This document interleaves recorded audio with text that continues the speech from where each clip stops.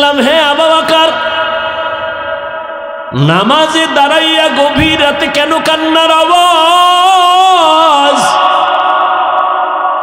আবু বকর কান্না করে বলেন ইয়া রাসূলুল্লাহ, আল্লাহর আদালতে দাঁড়াইয়া কেমনে আমি হিসাব দিব সেই ভয়ে নামাজে কান্না করেছে। নবী বলেন আপনার নামে জান্নাতের টিকিট রেডি, 10 জন আর আপনি শ্রেষ্ঠ, এরপরও কেন এত টেনশন? আবু বকর বলেন হে নবী, আপনিই তো বয়ান করেছেন কিয়ামতের ময়দান হবে অনেক কঠিন ভয়ঙ্কর, মানুষ সব উলঙ্গ দাঁড়াবে, নারীরা উলঙ্গ দাঁড়াবে, পুরুষেরা উলঙ্গ দাঁড়াবে, নবীরা পর্যন্ত কান্না করবে, সূর্যের গরম সইতে পারবে না। ওই সময় আমার আল্লাহ আমার উপরে কোনো কারণে যদি বেজার হয়ে বলে টিকিট ক্যান্সেল করে দিলাম, কি উপায় হবে আমার সেদিন? ও এলাকার যুবক,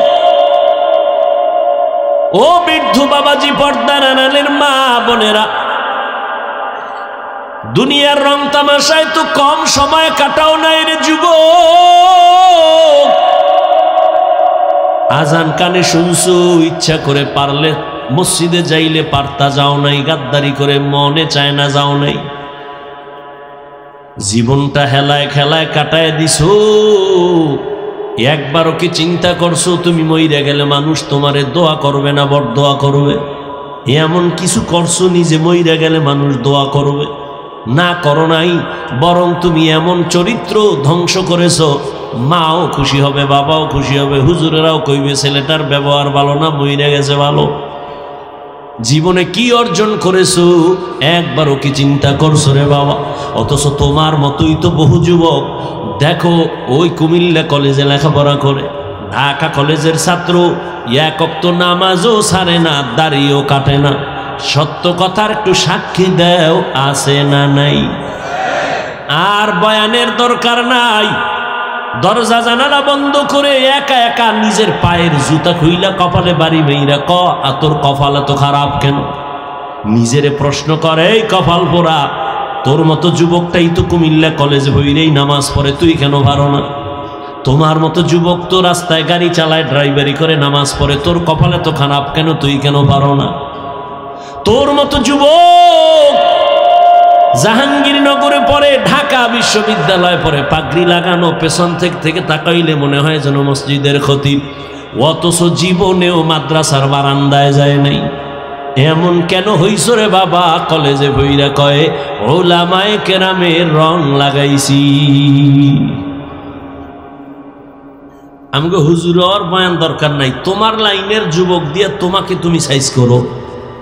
আর যদি কও না হাফিজ ভাই যা বয়ান টয়ান করেন এগুলো তো যা বুঝি এটি হাসা মিশা সব আউলানো, তাহলে কোরআন শরীফ থেকে খালি একটা ভুল বাড়ি করে দাও, এখন দাড়িটা কেটে ফেলবো, প্যান্ট শার্ট টাই লাগায় এখন নাম রাস্তায় নাচ গানে নেমে যাও। কারণ আমাদের সব কিছুর মূল কোরআন।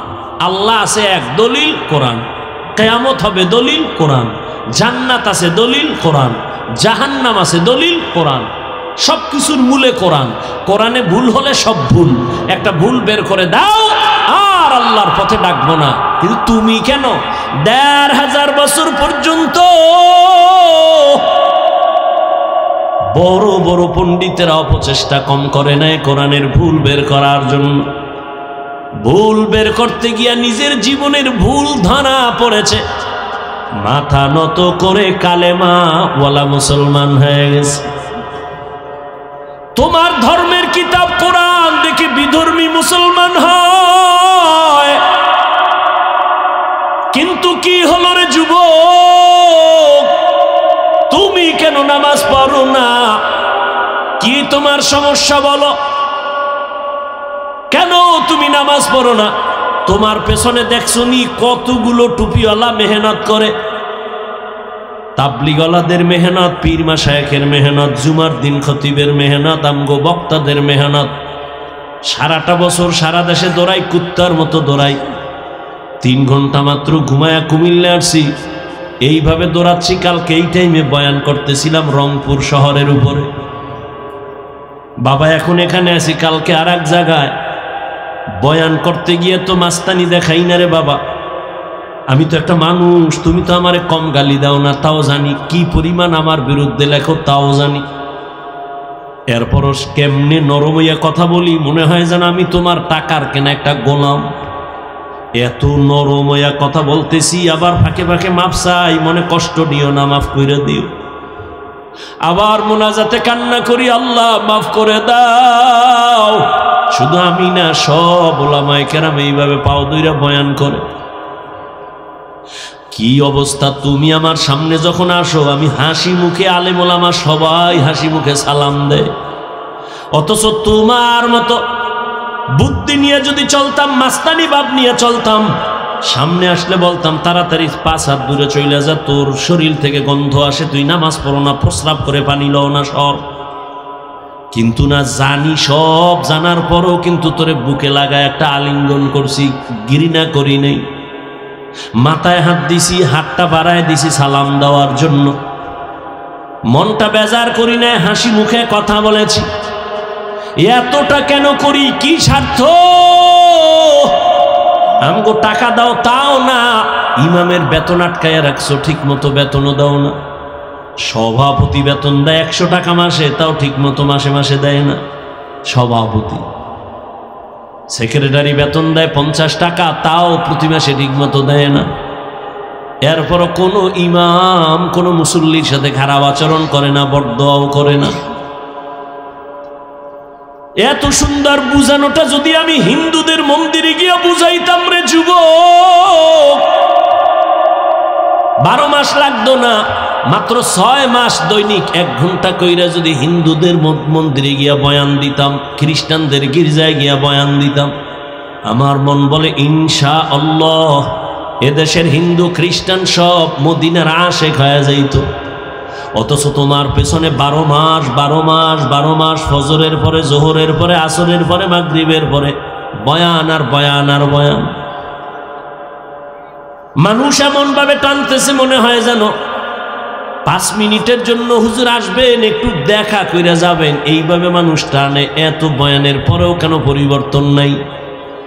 এর একমাত্র কারণ, তুমিও মুসলমান, আমিও মুসলমান, তোমার আমার আল্লাহ এক, নবী এক, কোরআন এক, কাবা এক, ধর্ম এক, কালেমা এক। তাহলে তোমারে আমার বুঝাইতে হবে কেন? অথচ তোমারে বুঝাইয়াও টুপি মাথায় দেওয়াইতে পারি না। আমি মুসলমান, টুপি খুলতে চাই না, লজ্জা পাই।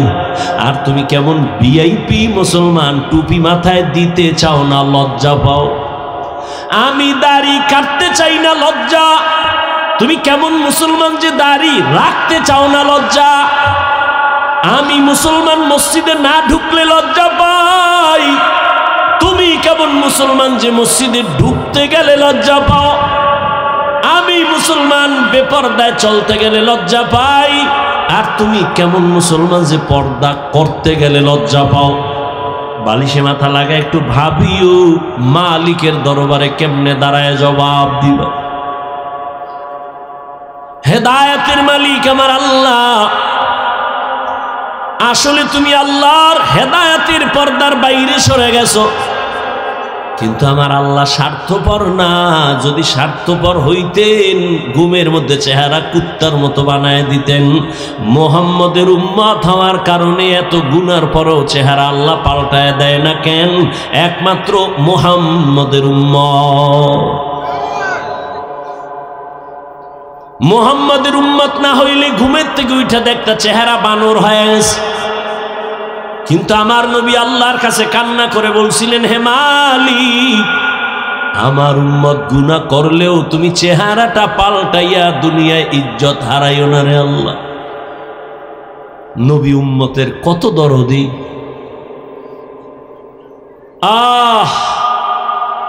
জীবনে সব পাইছো, আল্লাহরে পাও না, তো কিছুই পাও না।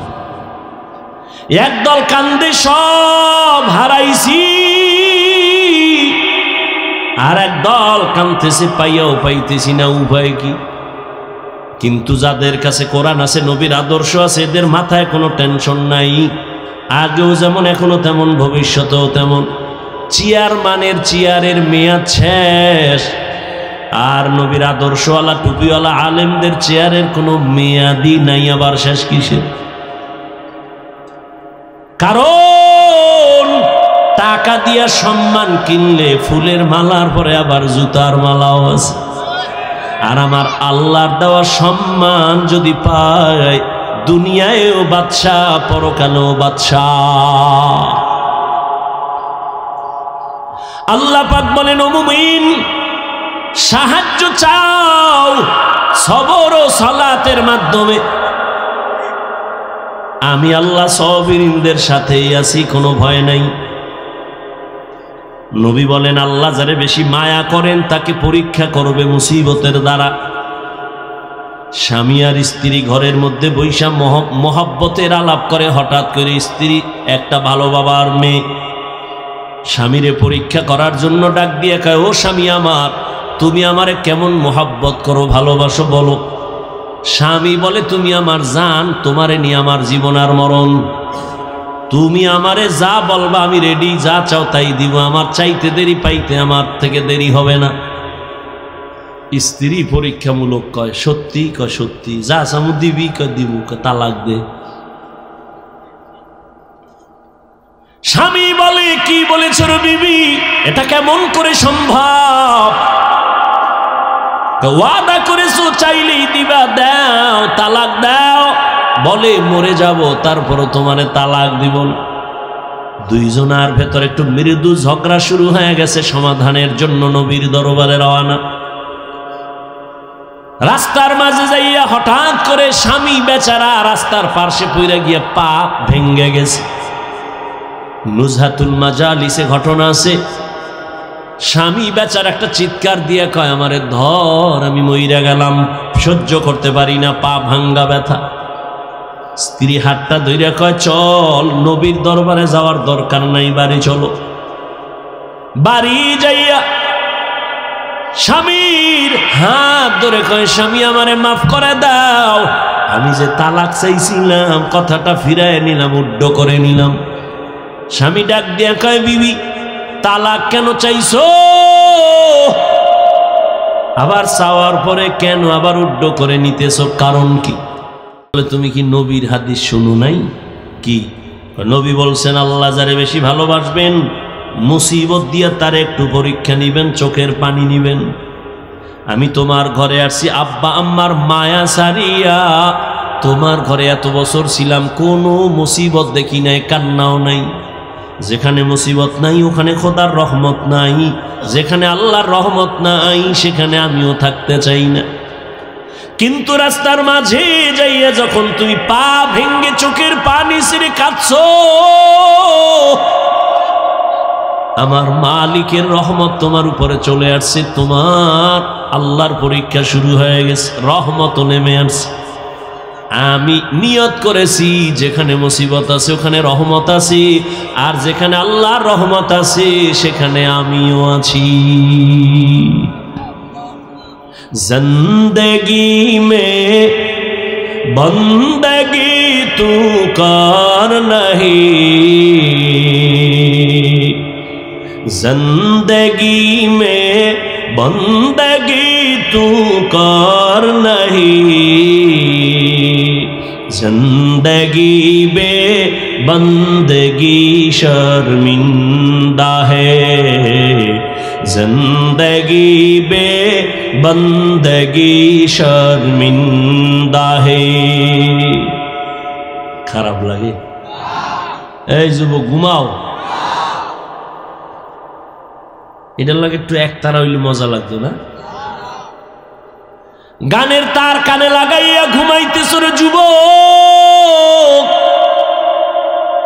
5টা সেকেন্ড যদি ভাবতি যে ঘুমের মধ্যেও তো আজরাইল আসে, আমার রুমের মধ্যে যদি আজরাইল অন্ধকারে আইসা দেখে আমার কানের মধ্যে গানের তার লাগানো, হেডফোন লাগানো, আমি মুসলমান, আমি মালিকের দরবারে কেমনে জবাব দিব?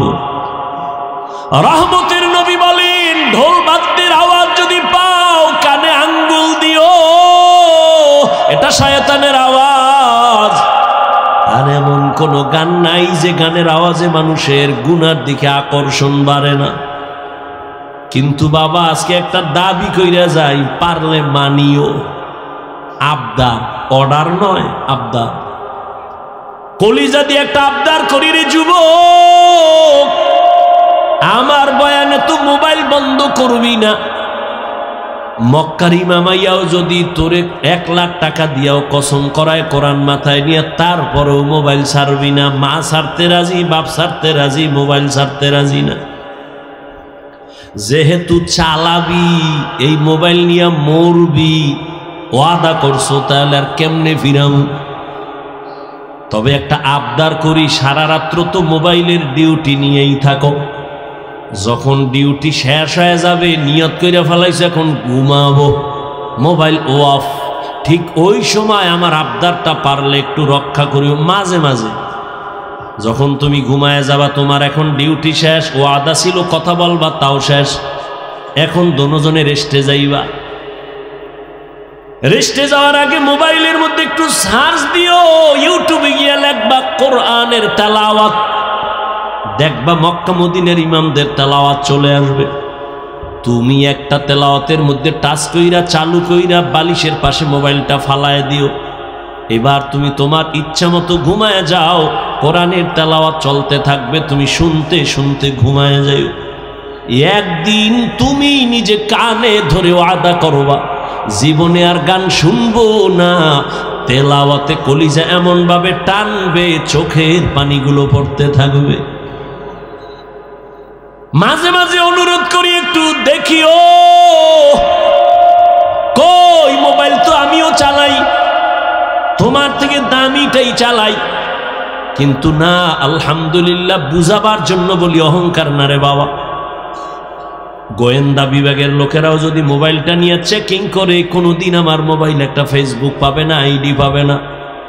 গত ঈদে বাড়িতে গেছিলাম, রমাজানে দেশে কুয়াকাটা, আইসা ইউটিউব মাঝে মাঝে 2-1 ওয়াজ শুনতে গিয়া দেখি মেয়েদের অ্যাড আসে, ইউটিউব ডিলেট করে ফেলাইছে।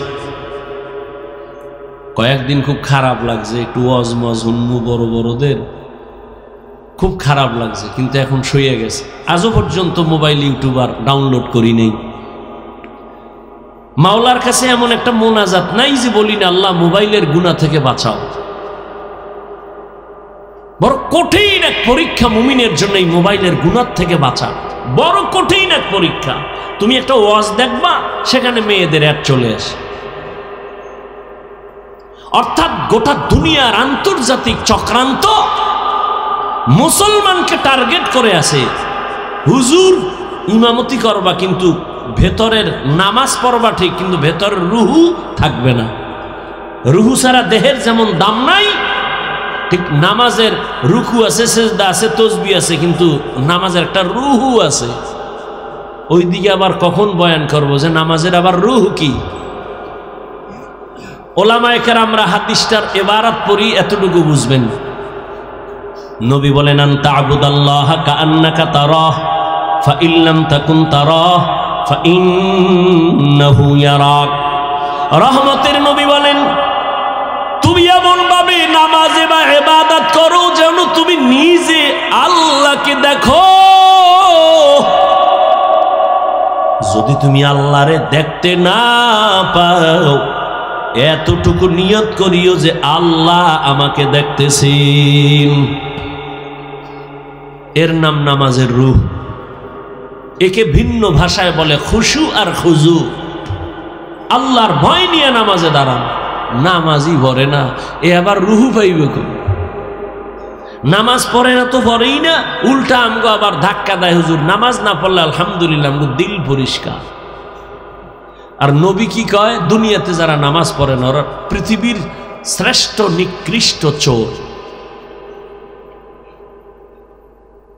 নবী বলেন, মুমিন আর বেঈমানের মধ্যে ব্যবধান নামাজ, বাইনাল আবদি ও বাইনাল কুফরি তরকুস সালাহ। বেঈমান কাফেরেরা নামাজ পড়ে না, মুমিনেরা নামাজ ছাড়ে না। ইহা হাম সব মুসাফির দিল না লাগা,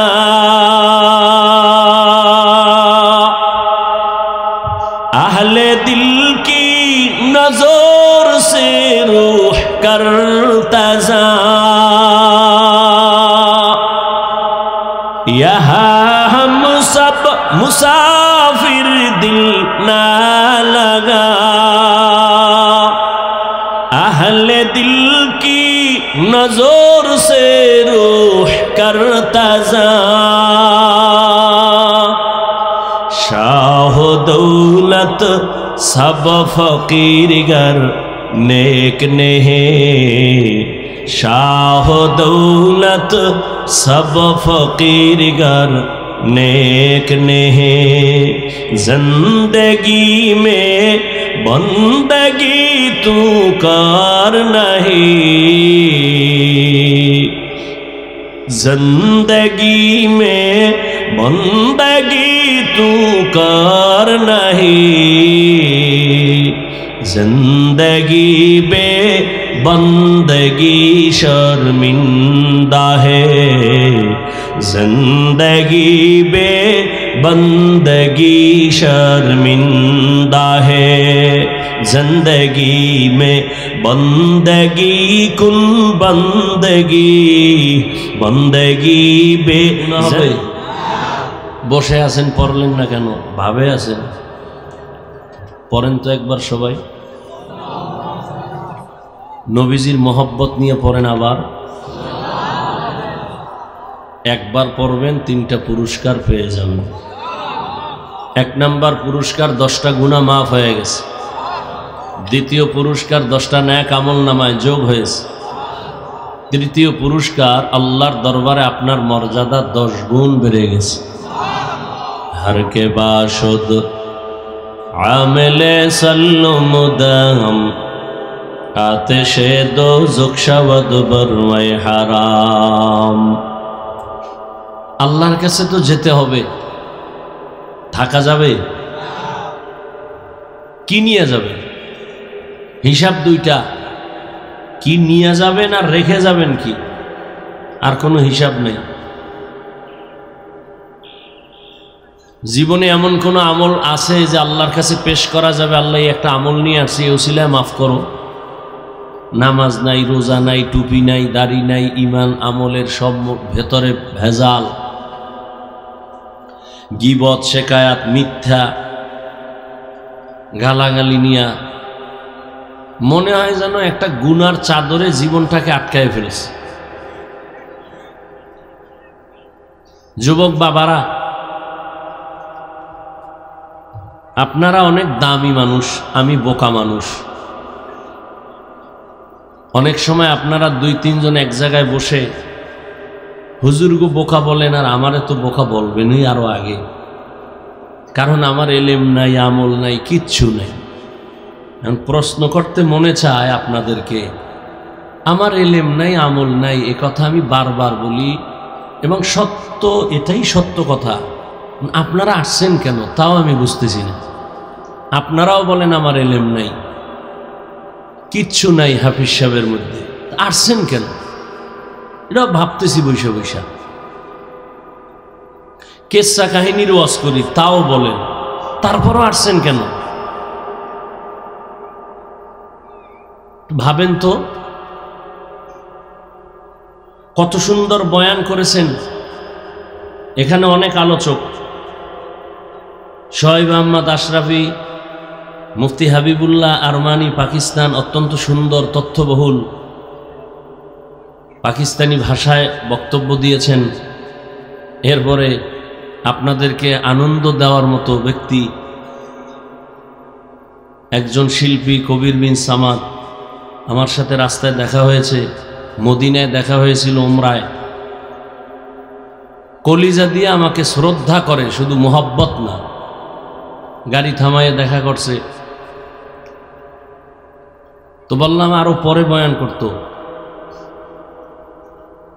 তো অনেক দূরে চলে যাবে তো আলহামদুলিল্লাহ অনেক বক্তব্য হয়েছে এরপরও কেন আপনারা একটু কুয়াশা পানি পড়তেছে ঠান্ডা নিচের বিছানাও কোয়ালিটির বাইরে এরপরও বসে আছেন 100 জন লোক থাকলে ওখানে 99টা যুবক বসা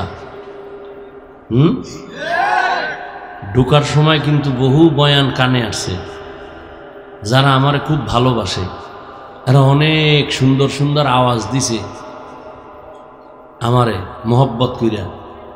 আমি এই দোষ, আমি এই খারাপ, ওই খারাপ, এর বয়ান শুনে লাভ কি? বহু বন্ধুরা রাস্তায় দাঁড়ায় দাঁড়ায় আমারে খুব বয়ান দিছে, আমি গাড়ির ভিতরে বইয়া শুনছি, দোয়া করছি, আল্লাহ এরকম একটা যুবক হেদায়েত পাইলে তো আমি জান্নাত পেয়ে যাব, আমার আর কিছু দরকার নেই। আলহামদুলিল্লাহ। তো যেহেতু আমি বোকা, কিছু কথা আজকে শুনে যাই, বোকাদের কথাও মাঝে মাঝে কামে লাগে, একটু শুনে। আপনি মানবেন কিনা ওটা আমার জানার দরকার নেই। জীবনের অর্ধেক কিন্তু শেষ। আপনাদেরকে বলছি, বিশেষ করে যুবককে বলছি, হ্যাঁ যুবক, জীবনের অর্ধেক শেষ। যদি 60 বছর বাঁচো, অর্ধেক নাই। 50 বছর হায়াত থাকলে অর্ধেক শেষ, বাকি অর্ধেক বাঁচবা না মরবা, সিদ্ধান্ত নাও। যদি বাঁচবো, কিন্তু ওই বাঁচা বাইছে লাভ কি? বিছনে ভইরা থাকবি। কারণ আরো 30 বছর বাঁচতে হলে সুন্দর শরীরের পার্টসগুলো তাজা লাগবে, কানের পার্টস, চোখের পার্টস, হাত।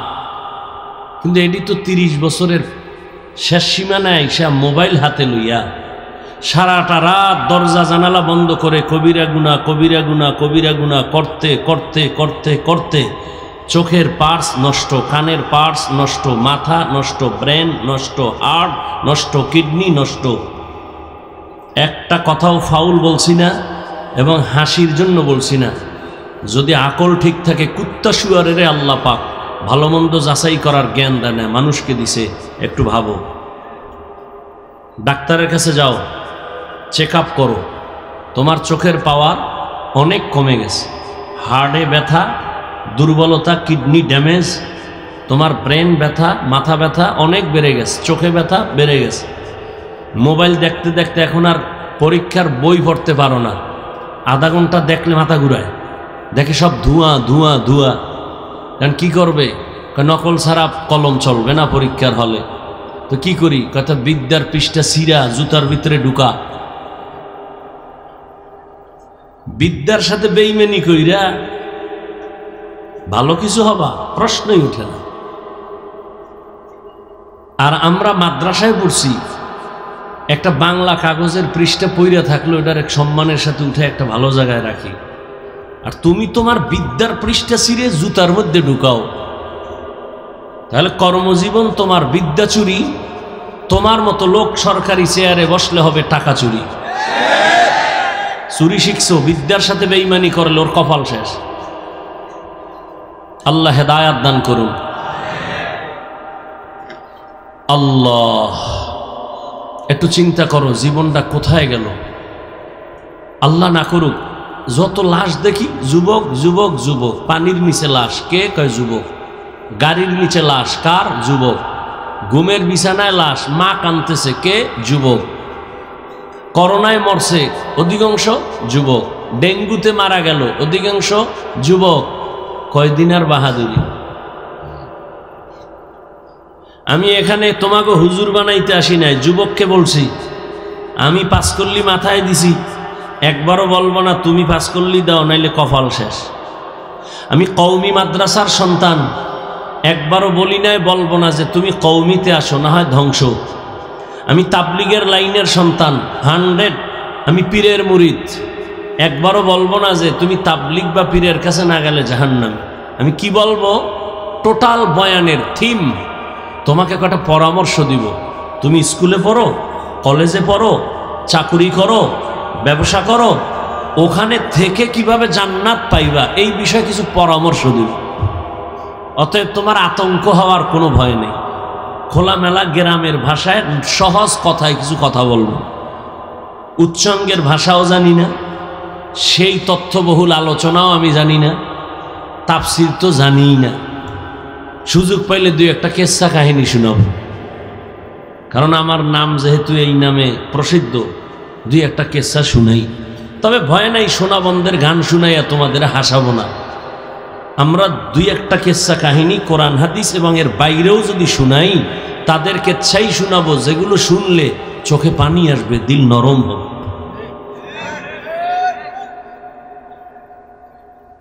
এটা কোন থানা? বুড়িচং থানার ওসি এলাকার থেকে একটা যুবক আসামি অন্যায় করছে, ধৈর্য থানায় নিয়ে আরে ফিডা, এমন ফিডা দিল কিন্তু কোনো কান্না নাই, চোখে পানি নেই, হুদা একটু চিল্লাইল। একটু আগেই বলছি মানুষকে বিবেক দিছে, ভাবো কুত্তা শুয়ারের দেয় নেই, ভাবো থানায় এমন পিটা দিল ওই আসামিকে কাঁদে না। আর স্টেজে আলেম ওলামা আল্লাহ ওয়ালারা বয়ান করে, ময়দানে যুবক কাঁদতেছে হাউমাউ করে। একটু ভাবো তো, ওরে মারলো কে? একটু ভাবো। পুলিশে বেত্রাঘাত করে কাঁদে না, কোরআনের বাগানে মানুষ বসে বসে কাঁদতেছে, কারণ কি? ওরে মারলো কে? একটু ভাবো। এটা তো এমন এক প্যান্ডেলে বসছো যে রসুল বলেন এখানে বসার সাথে সাথে জীবনের সব গুনাহ মাফ। সুবহানাল্লাহ আসে না? আসবে কেমন? সাফার জোরে না দাবি করো আমি রসুলের আশেক। ফজর নাই, জোহর নাই, আসর নাই, মাগরিব নাই, এশা নাই, সারাদিন জবানে মিথ্যা, গীবত, খাও গাঞ্জা, টানো বিড়ি। এই জবানে সুবহানাল্লাহ আসতে তো সময়ের দরকার। আল্লাহ আপনি আমাদের সব ভাইকে হেদায়াত দান করেন। আর এমন তো টেনশন নাই যে হুজুর এত রাত্রে ওয়াজ করবেন, ঘুমান লাগবে, এই টেনশন তো নাই। বাঙালি তো আর রাতে ঘুমায় না, সারা রাত মোবাইলের হক আদায় করে। বউয়ের হক, মা বাবার হক, সন্তানের হক আদায় না করতে পারলেও যথাযথ মোবাইলের হকটা রাতে আদায় হয়। আমরা মোনাজাত ধরি বইয়া, আর মোবাইলওয়ালারা রাতে মোনাজাত ধরে হইয়া। হাসিও না। আমি বলছি কেন হাসির কথা একটাও বলি নাই, তুমি হাসো কেন? আমি যা বলছি তুমি চিন্তা করলে গভীরভাবে তোমার কান্না উচিত যে আমি এত খারাপ, আমি সারা রাত কবিরা গুনাহ করি, চরিত্র বিক্রি করি মোবাইলের দ্বারা, আমি এত খারাপ, আমার কপালের উপরে কারো যেন অভিশাপ লাগছে। তুমি নিজেকে ভালো মনে করো না। তুমি জানো, আল্লাহ না করুন বুঝাবার স্বার্থে বলছি, তুমি যদি এখন মরে যাও, কথার কথা, ভিতরে ভিতরে মা কানবে ঠিক, কিন্তু মনে মনে খুশি, হুজুর খুশি, ইমাম খুশি, মুরব্বী খুশি, বাবাও খুশি। কেন জানো? মা মনে মনে কইবে, বাবায় কইব ছেলেটা আমার ঠিক, কিন্তু ওর চরিত্র এত খারাপ, ও মরে গেছে ভালো হয়েছে, না হয় ওর কারণে আমি সমাজে মুখ দেখাইতে পারি না। এবার বুঝো তো তোমার কপালটা কত খারাপ যে তুমি মরে গেলে মা কাঁদবে ঠিক, কিন্তু মনে মনে খুশি হবে। তোমার চরিত্র এত খারাপ, অথচ তোমার মতো একটা যুবক, ফুটান্ত গোলাপ, গোটা পৃথিবীর জন্য একটা আদর্শ। আল্লাহ তোমাকে এমন মেধা দিছেন, টোটাল বাংলাদেশ কেন পৃথিবীকে কন্ট্রোল করা তোমার মেধার দ্বারা সম্ভব, কিন্তু তোমার কপাল খারাপ করে ফেলেছো এই অল্প বয়সে।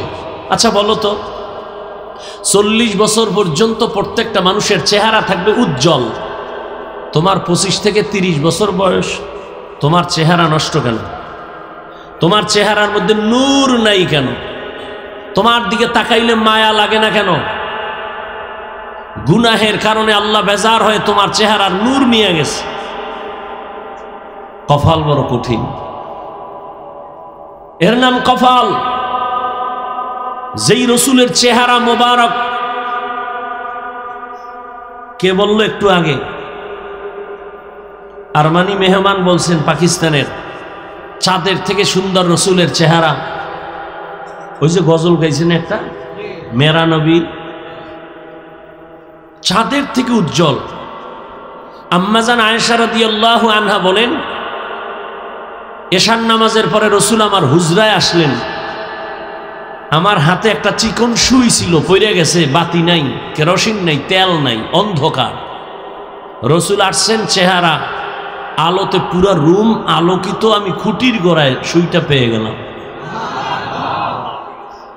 যেই রসুলকে এক নজর মোহাব্বতের দৃষ্টিতে তাকাইলে 1 সপ্তাহের ক্ষুধা থাকে না, যেই রসুলের দিকে এক নজরে মোহাব্বতে তাকাইলে জান্নাত ওয়াজিব, জাহান্নাম হারাম, সেই রসুলকে 13 বছর দেখছে কাছে বইয়া, বয়ান শুনছে, কালেমা পড়ে নাই। এমন নিকৃষ্ট বেঈমানের নাম কি জানা আছে? কে? এর নাম কপাল। আর অন্যদিকে 27 বছরের যুবক তরবারি নিয়ে দৌড়ায় মুহাম্মদের জবাই। নবীজিকে দেখেই তরবারি ফালায় কয়, নবী আমাকে কালেমার রশি লাগায় দেন আর তরবারি দিয়ে কল্লা ফেলে দেন। এর নাম কফা। 13 বছর রসুলকে দেখলো, বয়ান শুনলো, কালেমা পড়ে নাই। আর 27 বছরের যুবক ওমর নবীকে জবাই করতে গিয়া কালেমার রশি পরে গলায় নিয়ে আবার তরবারি নিয়ে দাঁড়ায় গেল। বাইতুল্লাহর পার্শ্বে সিনা বরাবর একটা ওয়াল আছে, এটাকে হাতিমে কাবা বলে। মূলত ওই চারকোনার ঘর, এটাও এর অংশই। রসুলের 30 বছর বয়সে কাবা নতুন ভাবে উঠাইতেছিলেন। কোরাইশ বংশের লোকেরা হালাল টাকা দিয়া যেই পরিমাণ টাকা দিছে, ওই পরিমাণ টাকায় এই সিনা বরাবরের অংশ সহ দেওয়াল উঠে না, এই জন্য একটু বাদ দিয়া ওই বাকি অংশ ঘুরে ফেলেছে। এটাকে হাতিমে কাবা বলে। তরবারি নিয়ে দাঁড়ায় বলে, এই মুশরিক আর কাফের, 5 মিনিট আগে মুহাম্মদের দুশ্মন ছিলাম, সন্ত্রাসী, টেররিস্ট, এখন দাঁড়ায় গেলাম, কারা আছো মুহাম্মদের বিরুদ্ধে, আমার তরবারির সামনে দাঁড়াও। মুহাম্মদের প্রয়োজন নয়, আমার তরবারি ফয়সালা করবে, আসো। 39 জন মুসলমান তখন রসুলের সামনে গোপনে ইবাদত করে। 40 নম্বর মুসলমান 27 বছরের যুবক ওমর। ওদিকে 11 জন মহিলা মাত্র মুসলমান। মুশরিকরা কি কয়, মুহাম্মদের কাছে যাইতে মনে চায়, কিন্তু কেমনে যাই? ওর ডানে বামে চারদিকে গরিব মূর্খ মানুষ, এরা আইসা পুরা আটকায় রইছে। আমরা সম্ভ্রান্ত পরিবারের মানুষ, আমরা কেমনে যাই? প্রেস্টিজ নষ্ট হয়, সম্মান থাকে। আমাকে বরিশালে বলে, না খাওয়ার বাহানা ভাজা মাছের ঝোল। একটা কথা আছে, মানে খাইতে চায় না, ভাজা মাছের ঝোল দাও, মানে না খাওয়ার একটা বাহানা।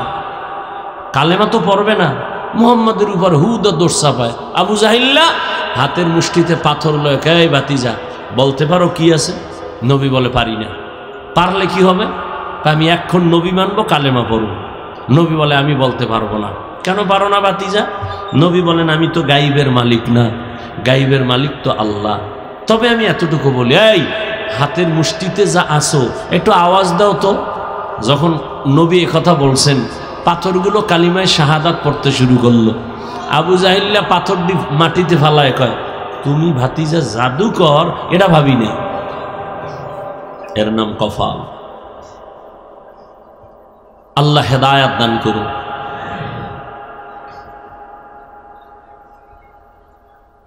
ওলামায়ে কেরাম যে আলোচনা করেছেন, দোয়া করি উম্মাহকে ওলামায়ে কেরামের কথাগুলো সহি তরিকায় আমল করার তৌফিক দান করেন। ওলামায়ে কেরামের ইজ্জতকে আল্লাহ বাড়ায় দেন। ওলামায়ে কেরামের ইজ্জত বাড়লে একটু সমস্যা হতে পারে আপনাদের, না? না, আমিনের আওয়াজ এরকমই ভাবলাম।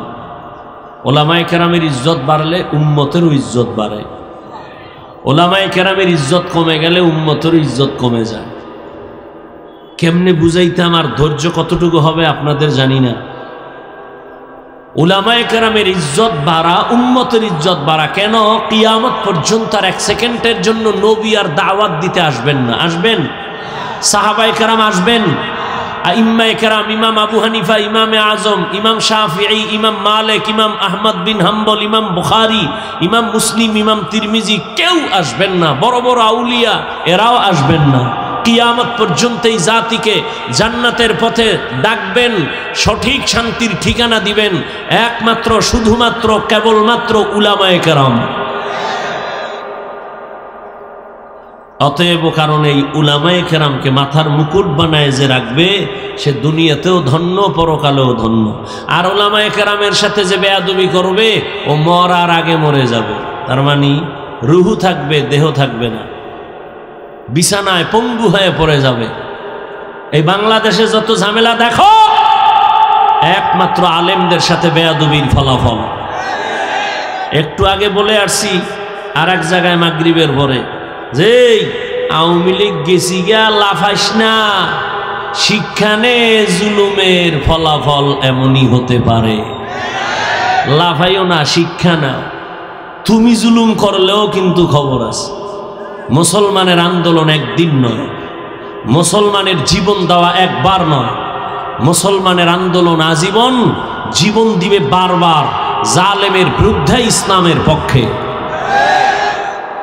আর তুমি নাকে তেল লাগায় ঘুমাও দেশ স্বাধীন, আর ঢাকার শহরে মা বোনেরা স্লোগান দিচ্ছে সাংবাদিকের সামনে, আমগো দেহ ব্যবসার অধিকার আবার ফেরত চাই। তুমি নাকে তেল লাগায় ঘুমাও। মুসলমানের সন্তান আরামে সেদিন ঘুমাবে নিশ্চিন্তে, যেদিন এদেশের ময়দানে মাঠে ঘাটে উলামায়ে কেরাম কলিজা খুলে কোরআনের বয়ান করবেন, কোন সুদখোর আর বেনামাজির অনুমতি নিতে হবে না। মুসলমান নাকে তেল লাগায় আরামে ঘুমাবে সেদিন এদেশের প্রত্যেকটা মাদ্রাসা মসজিদের কমিটির মধ্যে বেনামাজি সুদখোর থাকবে না যেদিন। শিয়ালের হাতে মুরগি দিছে 3 দিনের আমানত, কার কাছে? শিয়াল পণ্ডিত কয় দোয়াও চাই মাফও চাই, জিন্দা কেন মরাও ভাইতা না। শিয়ালের হাতে মুরগি দিলে যা হয়, ধর্মের চাবি সুদখোর আর বেনামাজির হাতে দিলে তাই হয়। দিছে কে? এইবার আর আওয়াজ নেই। কে দিছে? ইসলাম চাই ভোটের আগের রাত্রে টাকা খাইয়া কেবলা ঘুরাইয়া দিছে, ঠিক নেই? হুজুরগু দিয়া লাভ নাই, হুজুরেরা কি করবে? হুজুরেরাই সব করে, সব করতেছে। হুজুরেরা যা এ জাতিকে দিয়েছে, আল্লাহর কসম পৃথিবীর কেউ এগুলি এই জাতিকে দিতে পারে নাই। যদি বলো হাত দিছে, আমার জবাব 5 টাকা দিছে, 5000 টাকার হয়রানি করেছে। ওলামায়ে কেরাম নিঃস্বার্থভাবে দিয়েছে। সারা জীবন ওলামায়ে কেরাম সরকারি চাকরি করে, বেসরকারি চাকরি করে। ডিউটি কত ভাই? কয় ঘন্টা বলেন না কেন? আর একজন ইমাম মসজিদে খেদমত করে কত ঘন্টা? 24 ঘন্টা। রিমান্ডের শাস্তির মধ্যে থাকে। একক তো নামাজে দেরি হইলে রিক্সা ড্রাইভার কয় গেছিলেন কই? ইমাম সাহেব কয় কে তুমি? কয় রিক্সাওয়ালা। তোমার পাওয়ার কয় 5 টাকা বেতন দেই মাসে।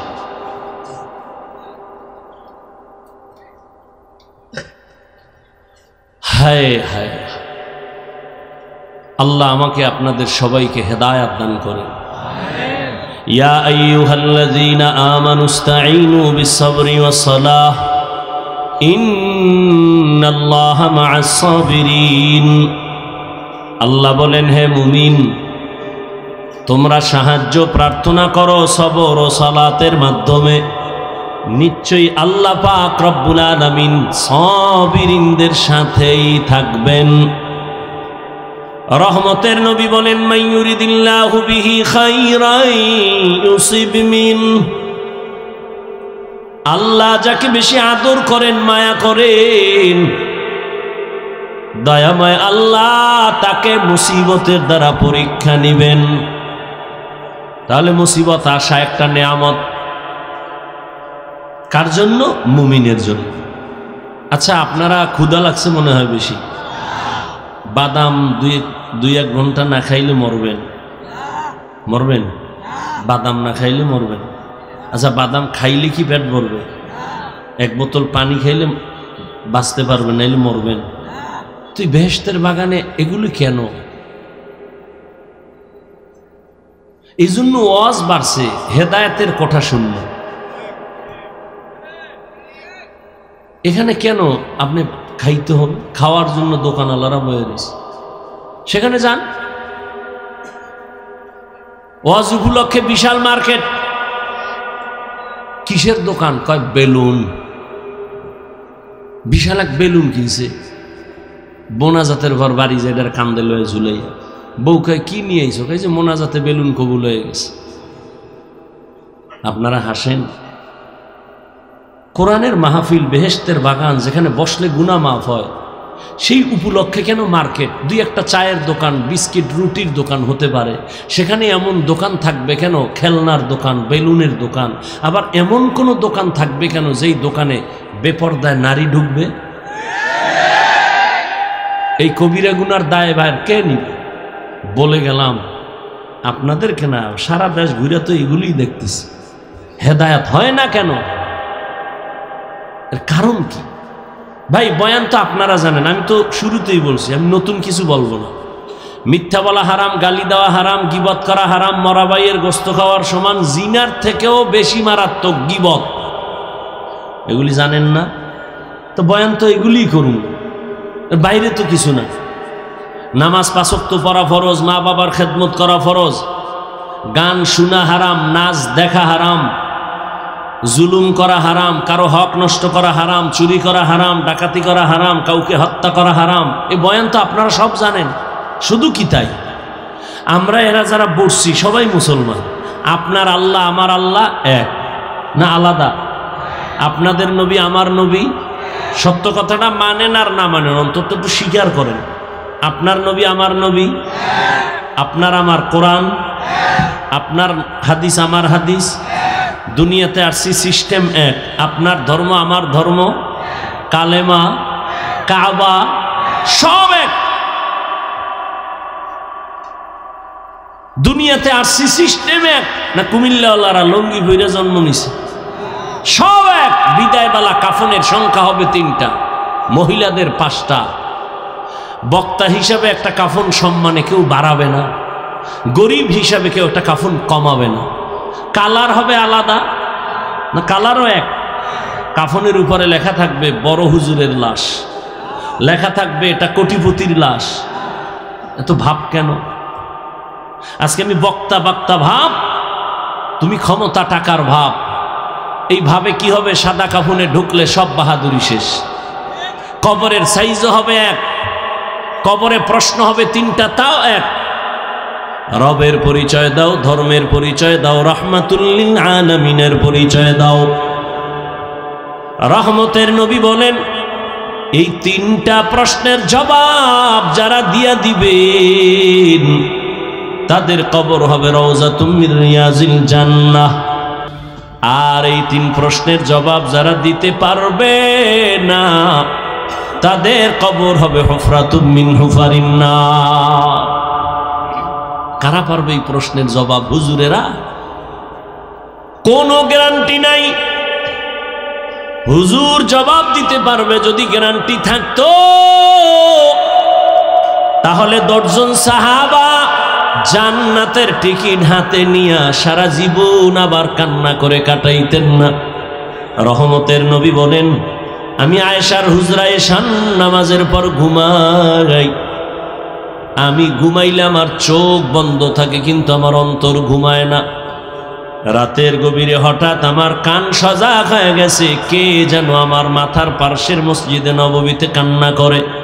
আমার ঘুম ভেঙ্গে গেল, আমি উঠলাম, উঠি আমি বাহিরে গেলাম, নজর করে তাকায় দেখি জান্নাতের 1 নাম্বার সাহাবী আবু বকর নামাজের গভীরে দাঁড়ায় দাঁড়ায় কান্না করতেছি। নামাজ শেষে আমি জিজ্ঞাসা করলাম, হে আবু বকর, নামাজে দাঁড়াইয়া গভীর রাতে কেন কান্নার আওয়াজ? আবু বকর কান্না করে বলেন, ইয়া রাসূলুল্লাহ, আল্লাহর আদালতে দাঁড়াইয়া কেমনে আমি হিসাব দিব সেই ভয়ে নামাজে কান্না করেছে। নবী বলেন, আপনার নামে জান্নাতের টিকিট রেডি, 10 জন আর আপনি শ্রেষ্ঠ, এরপরও কেন এত টেনশন? আবু বকর বলেন, হে নবী, আপনিই তো বয়ান করেছেন কিয়ামতের ময়দান হবে অনেক কঠিন ভয়ঙ্কর, মানুষ সব উলঙ্গ দাঁড়াবে, নারীরা উলঙ্গ দাঁড়াবে, পুরুষেরা উলঙ্গ দাঁড়াবে, নবীরা পর্যন্ত কান্না করবে, সূর্যের গরম সইতে পারবে না। ওই সময় আমার আল্লাহ আমার উপরে কোনো কারণে যদি বেজার হয়ে বলে টিকিট ক্যান্সেল করে দিলাম, কি উপায় হবে আমার সেদিন? ও এলাকার যুবক, ও বৃদ্ধ বাবাজি, পর্দার আড়ালের মা বোনেরা, দুনিয়ার রং তামাশায় তো কম সময় কাটাও নাই রে যুবক।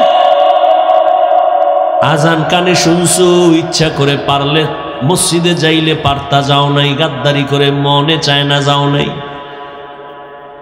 জীবনটা হেলায় খেলায় কাটায় দিছো। একবারও কি চিন্তা করছো তুমি মইরা গেলে মানুষ তোমারে দোয়া করবে না বড় দোয়া করবে? এমন কিছু করছো নিজে মইরা গেলে মানুষ দোয়া করবে, না করো নাই, বরং তুমি এমন চরিত্র ধ্বংস করেছো, মাও খুশি হবে, বাবাও খুশি হবে, হুজুরেরাও কইবে ছেলেটার ব্যবহার ভালো না, মইরা গেছে ভালো। জীবনে কি অর্জন করেছো একবারও কি চিন্তা করছো রে বাবা? অথচ তোমার মতোই তো বহু যুবক দেখো ওই কুমিল্লা কলেজে লেখাপড়া করে, ঢাকা কলেজের ছাত্র, এক ওয়াক্ত নামাজও ছাড়ে না, দাড়িও কাটে না। সত্য কথার একটু সাক্ষী দেও, আছে না নাই? আর বয়ানের দরকার নাই, দরজা জানালা বন্ধ করে একা একা নিজের পায়ের জুতা খুইলা কপালে বাড়ি মেইরা ক তোর কপাল এত খারাপ কেন? নিজেরে প্রশ্ন করে, এই কপাল পোড়া, তোর মতো যুবকটাই তো কুমিল্লা কলেজে হইলেই নামাজ পড়ে, তুই কেন পারো না? তোমার মতো যুবক তো রাস্তায় গাড়ি চালায়, ড্রাইভারি করে নামাজ পড়ে, তোর কপালে তো খারাপ কেন, তুই কেন পারো না? তোর মতো যুবক জাহাঙ্গীরনগরে পড়ে, ঢাকা বিশ্ববিদ্যালয় পড়ে, পাগড়ি লাগানো, পেছন থেকে তাকাইলে মনে হয় যেন মসজিদের খতিব, অথচ জীবনেও মাদ্রাসার বারান্দায় যায় নাই।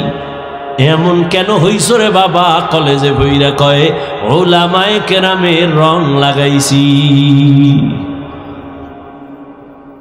আমাকে হুজুরের বয়ান দরকার নাই, তোমার লাইনের যুবক দিয়ে তোমাকে তুমি সাইজ করো।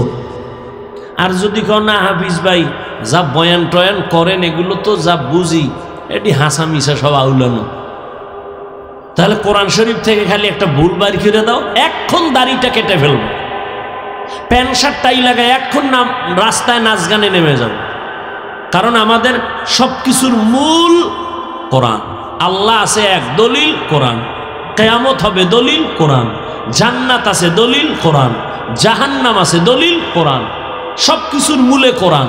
কোরআনে ভুল হলে সব ভুল, একটা ভুল বের করে দাও আর আল্লাহর পথে ডাকবো না। কিন্তু তুমি কেন ১৫০০ বছর পর্যন্ত বড় বড় পণ্ডিতেরা অপচেষ্টা কম করে নেয় কোরআনের ভুল বের করার জন্য। ভুল বের করতে গিয়া নিজের জীবনের ভুল ধরা পড়েছে, মাথা নত করে কালেমা ওয়ালা মুসলমান হয়ে গেছে। তোমার ধর্মের কিতাব কোরআন দেখে বিধর্মী মুসলমান হয়, কিন্তু কি হলো রে যুবক, তুমি কেন নামাজ পড়ো না? কি তোমার সমস্যা বলো? কেন তুমি নামাজ পড়ো না? তোমার পেছনে দেখছো নি কতগুলো টুপিওয়ালা মেহনত করে, তাবলিগওয়ালাদের মেহনত, পীর মাশায়েখের মেহনত, জুমার দিন খতিবের মেহনত, আমগো বক্তাদের মেহনত। সারাটা বছর সারা দেশে দৌড়াই, কুত্তার মতো দৌড়াই। 3 ঘন্টা মাত্র ঘুমায়া কুমিল্লা আসছি, এইভাবে দৌড়াচ্ছি। কালকে এই টাইমে বয়ান করতেছিলাম রংপুর শহরের উপরে। বাবা এখন এখানে আছি, কালকে আর এক জায়গায় বয়ান করতে গিয়ে তো মাস্তানি দেখাই না রে বাবা। আমি তো একটা মানুষ, তুমি তো আমারে কম গালি দাও না, তাও জানি। কি পরিমাণ আমার বিরুদ্ধে লেখো তাও জানি। এরপরও কেমনে নরম হইয়া কথা বলি, মনে হয় যেন আমি তোমার টাকার কেনা একটা গোলাম। এত নরম হইয়া কথা বলতেছি, আবার ফাঁকে ফাঁকে মাফ চাই, মনে কষ্ট দিও না, মাফ করে দিও। আবার মোনাজাতে কান্না করি, আল্লাহ মাফ করে দাও। শুধু আমি না, সব ওলামায়ে কেরাম এইভাবে পাও দইরা বয়ান করে। কি অবস্থা! তুমি আমার সামনে যখন আসো, আমি হাসি মুখে, আলেম ওলামা সবাই হাসি মুখে সালাম দেয়। অথচ তোমার মতো বুদ্ধি নিয়ে যদি চলতাম, মাস্তানি ভাব নিয়ে চলতাম, সামনে আসলে বলতাম তাড়াতাড়ি 5 হাত দূরে চলে যা, তোর শরীর থেকে গন্ধ আসে, তুই নামাজ পড়ো না, প্রস্রাব করে পানি লও না, সর। কিন্তু না, জানি, সব জানার পরও কিন্তু তোরে বুকে লাগায় একটা আলিঙ্গন করছি, ঘৃণা করি নেই। মাথায় হাত দিছি, হাতটা বাড়ায় দিছি সালাম দেওয়ার জন্য। মনটা বেজার করি নাই, হাসি মুখে কথা বলেছি। এতটা কেন করি? কি স্বার্থ? আমগো টাকা দাও তাও না, ইমামের বেতন আটকায় রাখছো, ঠিক মতো বেতনও দাও না। সভাপতি বেতন দেয় 100 টাকা মাসে, তাও ঠিক মতো মাসে মাসে দেয় না সভাপতি। সেক্রেটারি বেতন দেয় 50 টাকা, তাও প্রতি মাসে ঠিক মতো দেয় না। এরপর কোনো ইমাম কোনো মুসল্লির সাথে খারাপ আচরণ করে না, বরদোয়াও করে না। এত সুন্দর বুঝানোটা যদি আমি হিন্দুদের মন্দিরে গিয়া বুঝাইতাম রে যুবক, 12 মাস লাগতো না, মাত্র 6 মাস দৈনিক 1 ঘন্টা কইরা যদি হিন্দুদের মন্দিরে গিয়া বয়ান দিতাম, খ্রিস্টানদের গির্জায় গিয়া বয়ান দিতাম, আমার মন বলে ইনশাআল্লাহ এদেশের হিন্দু খ্রিস্টান সব মদিনার আশেক হয়ে যাইত। অথচ তোমার পেছনে 12 মাস 12 মাস 12 মাস ফজরের পরে, জোহরের পরে, আসরের পরে, মাগরিবের পরে বয়ান আর বয়ান আর বয়ান। মানুষ এমন ভাবে টানতেছে মনে হয় যেন 5 মিনিটের জন্য হুজুর আসবেন, একটু দেখা কইরা যাবেন, এইভাবে মানুষ টানে। এত বয়ানের পরেও কেন পরিবর্তন নাই? এর একমাত্র কারণ তুমিও মুসলমান, আমিও মুসলমান, তোমার আমার আল্লাহ এক, নবী এক, কোরআন এক, কাবা এক, ধর্ম এক, কালেমা এক। তাহলে তোমারে আমার বুঝাইতে হবে কেন? অথচ তোমারে বুঝাইয়াও টুপি মাথায় দেওয়াইতে পারি না। আমি মুসলমান, টুপি খুলতে চাই না, লজ্জা পাই। আর তুমি কেমন ভিআইপি মুসলমান, টুপি মাথায় দিতে চাও না, লজ্জা পাও। আমি দাড়ি কাটতে চাই না, লজ্জা। তুমি কেমন মুসলমান যে দাড়ি রাখতে চাও না, লজ্জা। আমি মুসলমান, মসজিদে না ঢুকলে লজ্জা পাই। তুমি কেমন মুসলমান যে মসজিদে ঢুকতে গেলে লজ্জা পাও। আমি মুসলমান, বেপরদায় চলতে গেলে লজ্জা পাই।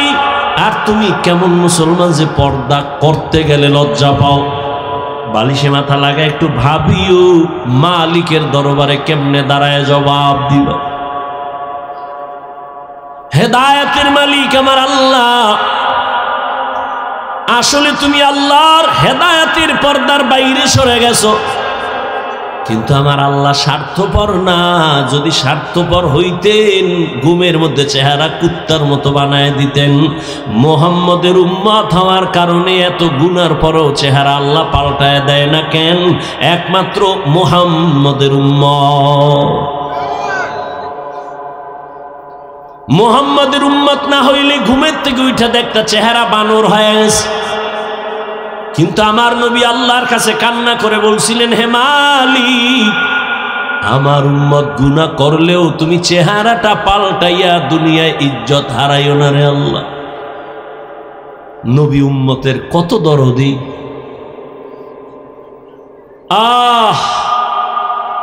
জীবনে সব পাইছো, আল্লাহরে পাও না, তো কিছুই পাও না। একদল কান্দে সব হারাইছি,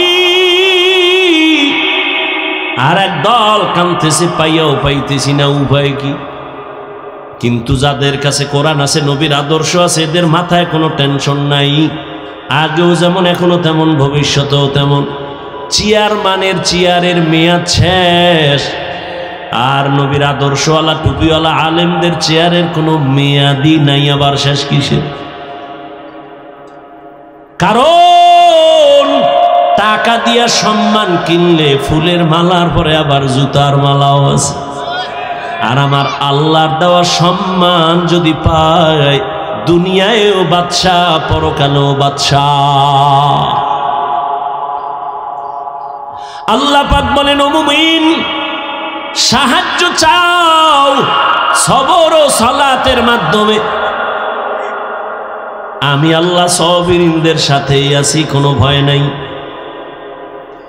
নবী বলেন, আল্লাহ যারে বেশি মায়া করেন তাকে পরীক্ষা করবে মুসিবতের দ্বারা।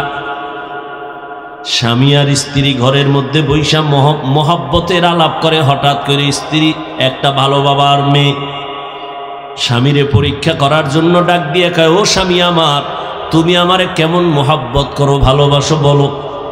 স্বামী বলে, তুমি আমার জান, তোমারে নিয়ে আমার জীবন আর মরণ। তুমি আমারে যা বলবা আমি রেডি, যা চাও তাই দিব, আমার চাইতে দেরি পাইতে আমার থেকে দেরি হবে না। স্ত্রী পরীক্ষামূলক কয়, সত্যি? কয় সত্যি। যা চামু দিবি? কয় দিব। তালাক দে। স্বামী বলে, কি বলেছ রে বিবি, এটা কেমন করে সম্ভব? ওয়াদা করেছো চাইলেই দিবা, দাও, তালাক দাও। বলে, মরে যাব তারপরও তোমারে তালাক দিব না। দুইজনার ভেতর একটু মৃদু ঝগড়া শুরু হয়ে গেছে। সমাধানের জন্য নবীর দরবারে রওনা। রাস্তার মাঝে যাইয়া হঠাৎ করে স্বামী বেচারা রাস্তার পাশে পইরা গিয়া পা ভেঙ্গে গেছে। নুজহাতুল মাজালিসে ঘটনা আছে।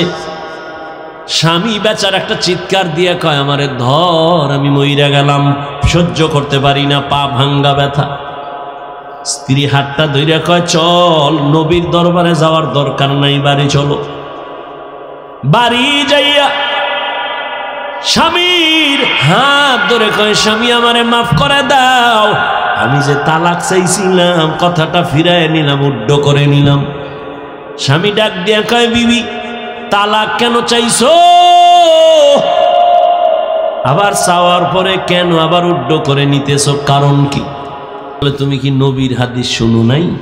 কি নবী বলছেন, আল্লাহ যারে বেশি ভালোবাসবেন মুসিবত দিয়া তার একটু পরীক্ষা নিবেন, চোখের পানি নিবেন।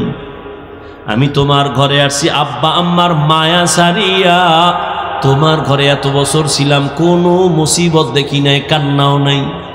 যেখানে মুসিবত নাই ওখানে খোদার রহমত নাই, যেখানে আল্লাহর রহমত নাই সেখানে আমিও থাকতে চাই না। কিন্তু রাস্তার মাঝে যাইয়া যখন তুমি পা ভেঙ্গে চোখের পানি ছেড়ে কাঁদছো, আমার মালিকের রহমত তোমার উপরে চলে আসছে, তোমার আল্লাহর পরীক্ষা শুরু হয়ে গেছে, রহমত নেমে আসছে।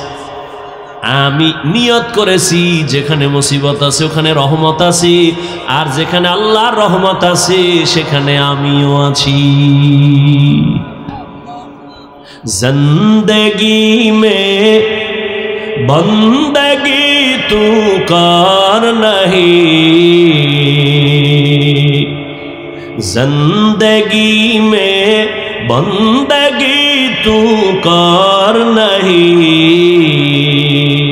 जिंदगी बे बंदगी शर्मिंदा है, जिंदगी बे बंदगी शर्मिंदा है। খারাপ লাগে? এই যুবক ঘুমাও, এটার লাগে একটু একতারা হইলে মজা লাগতো না? গানের তার কানে লাগাইয়া ঘুমাইতেছ রে যুবক, 5টা সেকেন্ড যদি ভাবতি যে ঘুমের মধ্যেও তো আজরাইল আসে, আমার রুমের মধ্যে যদি আজরাইল অন্ধকারে আইসা দেখে আমার কানের মধ্যে গানের তার লাগানো, হেডফোন লাগানো, আমি মুসলমান, আমি মালিকের দরবারে কেমনে জবাব দিব? রহমতের নবী বলেন, ঢোল বাদ্যের আওয়াজ যদি পাও কানে আঙ্গুল দিও, এটা শয়তানের আওয়াজ। আর এমন কোন গান নাই যে গানের আওয়াজে মানুষের গুনার দিকে আকর্ষণ বাড়ে না। কিন্তু বাবা আজকে একটা দাবি কইরা যাই, পারলে মানিও। আবদার, অর্ডার নয়, আবদার। কলিজা দিয়ে একটা আবদার করি রে যুবক, আমার বয়ানে তো মোবাইল বন্ধ করবি না। মক্কার ইমামাইয়াও যদি তোরে 1 লাখ টাকা দিয়াও কসম করায় কোরআন মাথায় নিয়ে, তারপরেও মোবাইল ছাড়বি না। মা ছাড়তে রাজি, বাপ ছাড়তে রাজি, মোবাইল ছাড়তে রাজি না। যেহেতু চালাবি, এই মোবাইল নিয়ে মরবি, ওয়াদা করছো, তাহলে আর কেমনে ফিরাম? তবে একটা আবদার করি, সারা রাত্র তো মোবাইলের ডিউটি নিয়েই থাকো, যখন ডিউটি শেষ হয়ে যাবে নিয়ত করে ফেলাইছে এখন ঘুমাবো, মোবাইল অফ, ঠিক ওই সময় আমার আবদারটা পারলে একটু রক্ষা করিও। মাঝে মাঝে যখন তুমি ঘুমায় যাবা, তোমার এখন ডিউটি শেষ, ওয়াদা ছিল কথা বলবা, তাও শেষ, এখন দোনোজনে রেস্টে যাইবা। রেস্টে যাওয়ার আগে মোবাইলের মধ্যে একটু সার্চ দিও, ইউটিউবে গিয়ে লিখবা কোরআনের তেলাওয়াত, দেখবা মক্কা মদিনার ইমামদের তেলাওয়াত চলে আসবে। তুমি একটা তেলাওয়াতের মধ্যে টাচ কইরা, চালু কইরা বালিশের পাশে মোবাইলটা ফালায় দিও। এবার তুমি তোমার ইচ্ছা মতো ঘুমায় যাও, কোরআনের তেলাওয়াত চলতে থাকবে, তুমি শুনতে শুনতে ঘুমায় যাও। একদিন তুমি নিজে কানে ধরে ওয়াদা করবা, জীবনে আর গান শুনবো না, তেলাওয়াতে কলিজা এমন ভাবে টানবে চোখের পানিগুলো পড়তে থাকবে। মাঝে মাঝে অনুরোধ করি একটু দেখিও, কই মোবাইল তো আমিও চালাই, তোমার থেকে দামিটাই চালাই, কিন্তু না, আলহামদুলিল্লাহ বুঝাবার জন্য বলি, অহংকার না রে বাবা। গোয়েন্দা বিভাগের লোকেরাও যদি মোবাইলটা নিয়ে চেকিং করে, কোনোদিন আমার মোবাইল একটা ফেসবুক পাবে না, আইডি পাবে না। গত ঈদে বাড়িতে গেছিলাম, রমাজানে দেশে কুয়াকাটা, আইসা ইউটিউব মাঝে মাঝে দুই একটা ওয়াজ শুনতে গিয়া দেখি মেয়েদের অ্যাড আসে, ইউটিউব ডিলেট করে ফেলাইছে। কয়েকদিন খুব খারাপ লাগছে, একটু ওয়াজ মজ হুন্মু বড় বড়দের, খুব খারাপ লাগছে, কিন্তু এখন সইয়ে গেছে। আজও পর্যন্ত মোবাইল ইউটিউব আর ডাউনলোড করি নেই। মাওলার কাছে এমন একটা মোনাজাত নাই যে বলি না, আল্লাহ মোবাইলের গুনাহ থেকে বাঁচাও। বড় কঠিন এক পরীক্ষা মুমিনের জন্য এই মোবাইলের গুনাহ থেকে বাঁচা, বড় কঠিন এক পরীক্ষা। তুমি একটা ওয়াজ দেখবা, সেখানে মেয়েদের অ্যাড চলে আসে, অর্থাৎ গোটা দুনিয়ার আন্তর্জাতিক চক্রান্ত মুসলমানকে টার্গেট করে আছে। হুজুর ইমামতি করবা, কিন্তু ভেতরের নামাজ পড়বা ঠিক, কিন্তু ভেতরের রুহু থাকবে না। রুহু ছাড়া দেহের যেমন দাম নাই, ঠিক নামাজের রুকু আছে, সেজদা আছে, তসবিহ আছে, কিন্তু নামাজের একটা রুহু আছে। ওই দিকে আবার কখন বয়ান করব যে নামাজের আবার রুহু কি। ওলামায়ে কেরামরা হাদিসটার ইবারত পড়ি, এতটুকু বুঝবেন। নবী বলেন, আন তা'বুদাল্লাহা কাআন্নাকা তারাহ ফাইন লাম তাকুন তারাহ ফাইন্নাহু ইয়ারাক। রহমতের নবী বলেন, তুমি এমন ভাবে নামাজে বা ইবাদত করো যেন তুমি নিজে আল্লাহকে দেখো। যদি তুমি আল্লাহরে দেখতে না পাও, এতটুকু নিয়ত করিও যে আল্লাহ আমাকে দেখতেছেন।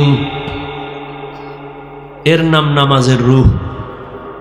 একে ভিন্ন ভাষায় বলে খুশু আর খুজু।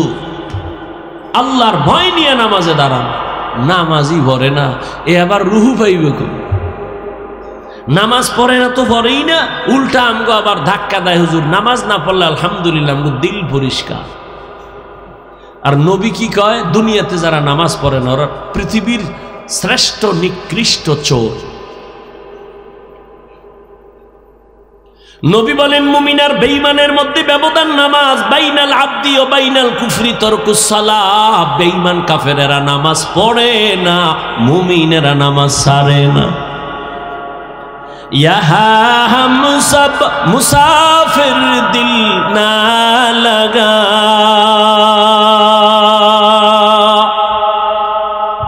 আহলে দিল কি নজর সে রূহ करता जा, यहाँ हम सब मुसाफिर दिल ना लगा,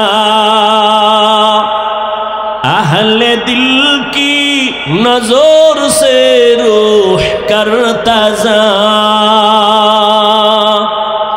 शाह दौलत सब फकीर गर नेक नहीं, शाह दौलत सब फकीर गर नेक नहीं। जिंदगी में बंदगी तू कर नहीं, जिंदगी में बंदगी तू कर नहीं। जिंदगी बे बंदगी शर्मिंदा है, जिंदगी बे बंदगी शर्मिंदा है। जिंदगी में बंदगी कुन बंदगी, बंदगी बे जिंदगी शर्मिंदगी। আমার কলিজার একটা যুবক যদি সাহস কইরা বলতি, ও হাফিজ ভাই, সে আড্ডা ছাইরা যদি একটু নিচে নাইমা ইসামগো পাও ধরতে না, আর দাড়ি কাটতাম না, আর নামাজ ছাড়তাম না। আল্লাহর কসম আমি লাপটা দিয়া নিচে আইসা পাও ধইরা ফেলতাম আর নবীরে বলতাম কিয়ামতের দিন নবী তোমার উম্মত আমার পাও ধরার শর্তে দাঁড়িয়ে রাখছে, পাও ধইরা ফেলছি, দাঁড়িয়েও রাখছে। আমার নবী ফালাইয়া যাইতেন না, আমার নবী বলতেন যা উম্মত জান্নাতের দরজায় যা, আমি তোরে ছাড়া জান্নাতে যাব না। এরে আল্লাহর বান্দারা, আকল নষ্ট হয় নাই রে যুবক, আমিও তোমার মতো যুবক। টুপি পরলে মাথাটা গরম লাগে, তোমার থেকে মোটেও কম বুঝি না। দাড়ির কারণে যৌবনের ভাব চলে যায়, কম বুঝি না। লম্বা জামাটা পরার কারণে শরীর বড় আটকা লাগে, গরম লাগে, কম বুঝি না। ও আল্লাহর বান্দা, তারপরেও কেন টুপি ছাড়ি না, নামাজ ছাড়ি না, বেপরদায় চলি না? এত মানুষ কত বাজে কথা বলে, মানুষ আমগো টুপিওয়ালা বলে গালি দেয়, কওমি বলে গালি দেয়, তাবলিগওয়ালা বলে গালি দেয়, এরপর একটা জবাবও দেই না। কেন? একটাই মাত্র কারণ, এই টুপির কারণে আমাদের বিপদ। বিপদ ওলামায়ে কেরামের তো মারাত্মক কোনো অন্যায় করে নাই, সরকারের আমরা গালি দেই না, খ্রিস্টানের গালি দিয়া বয়ান করি না। বুঝো, হিন্দুদের বিরুদ্ধে আমরা বয়ান করি না, অশালীন কথাও বলি না, এরপরও কেন আলেমের উপরে বিপদ, জেলখানায় যায়, হ্যান্ডকাপ লাগায়? একমাত্র কারণ আমরা কেন দিনের কথা বলি, মানুষকে নেশার থেকে ফিরাই। যেই কামটা র্যাব, আর্মি, পুলিশ, বিডিআর সরকারের কোটি কোটি কোটি টাকা খাইয়া অস্ত্র হাতে নিছে। সরকার কয় মরণ পর্যন্ত না, মরার পরেও সরকারি টাকা তোমার ঘরে দেওয়া হবে, অস্ত্র দিয়ে দিলাম, যাও সন্ত্রাসী বন্ধ করো, নেশা বন্ধ করো, দেশে উশৃঙ্খলতা বন্ধ করো। এরপরও তারা হিমশিম খায়, কিন্তু কোনো অস্ত্র লাগে নাই, সরকারের 1 টাকাও আলেমের পেছনে খরচ হয় নাই। এই উলামায়ে কেরামরা হাতে পায়ে ধইরা ধইরা এদেশের মানুষগুলো মদ পান করত, বয়ান শুইনা মদ ছাইরা দিছে, বেনামাজি এখন নামাজ পড়ে। ও আল্লাহর গোলাম, আল্লাহর মুহাব্বত নিয়ে চলতেছি, এর একমাত্র উলামায়ে কেরামের অবদান। এই জন্যই বলেছি উলামায়ে কেরাম তোমার জীবনের আপন বন্ধু, আর কেউ তোমার আপন বন্ধু নাই, সব স্বার্থপর।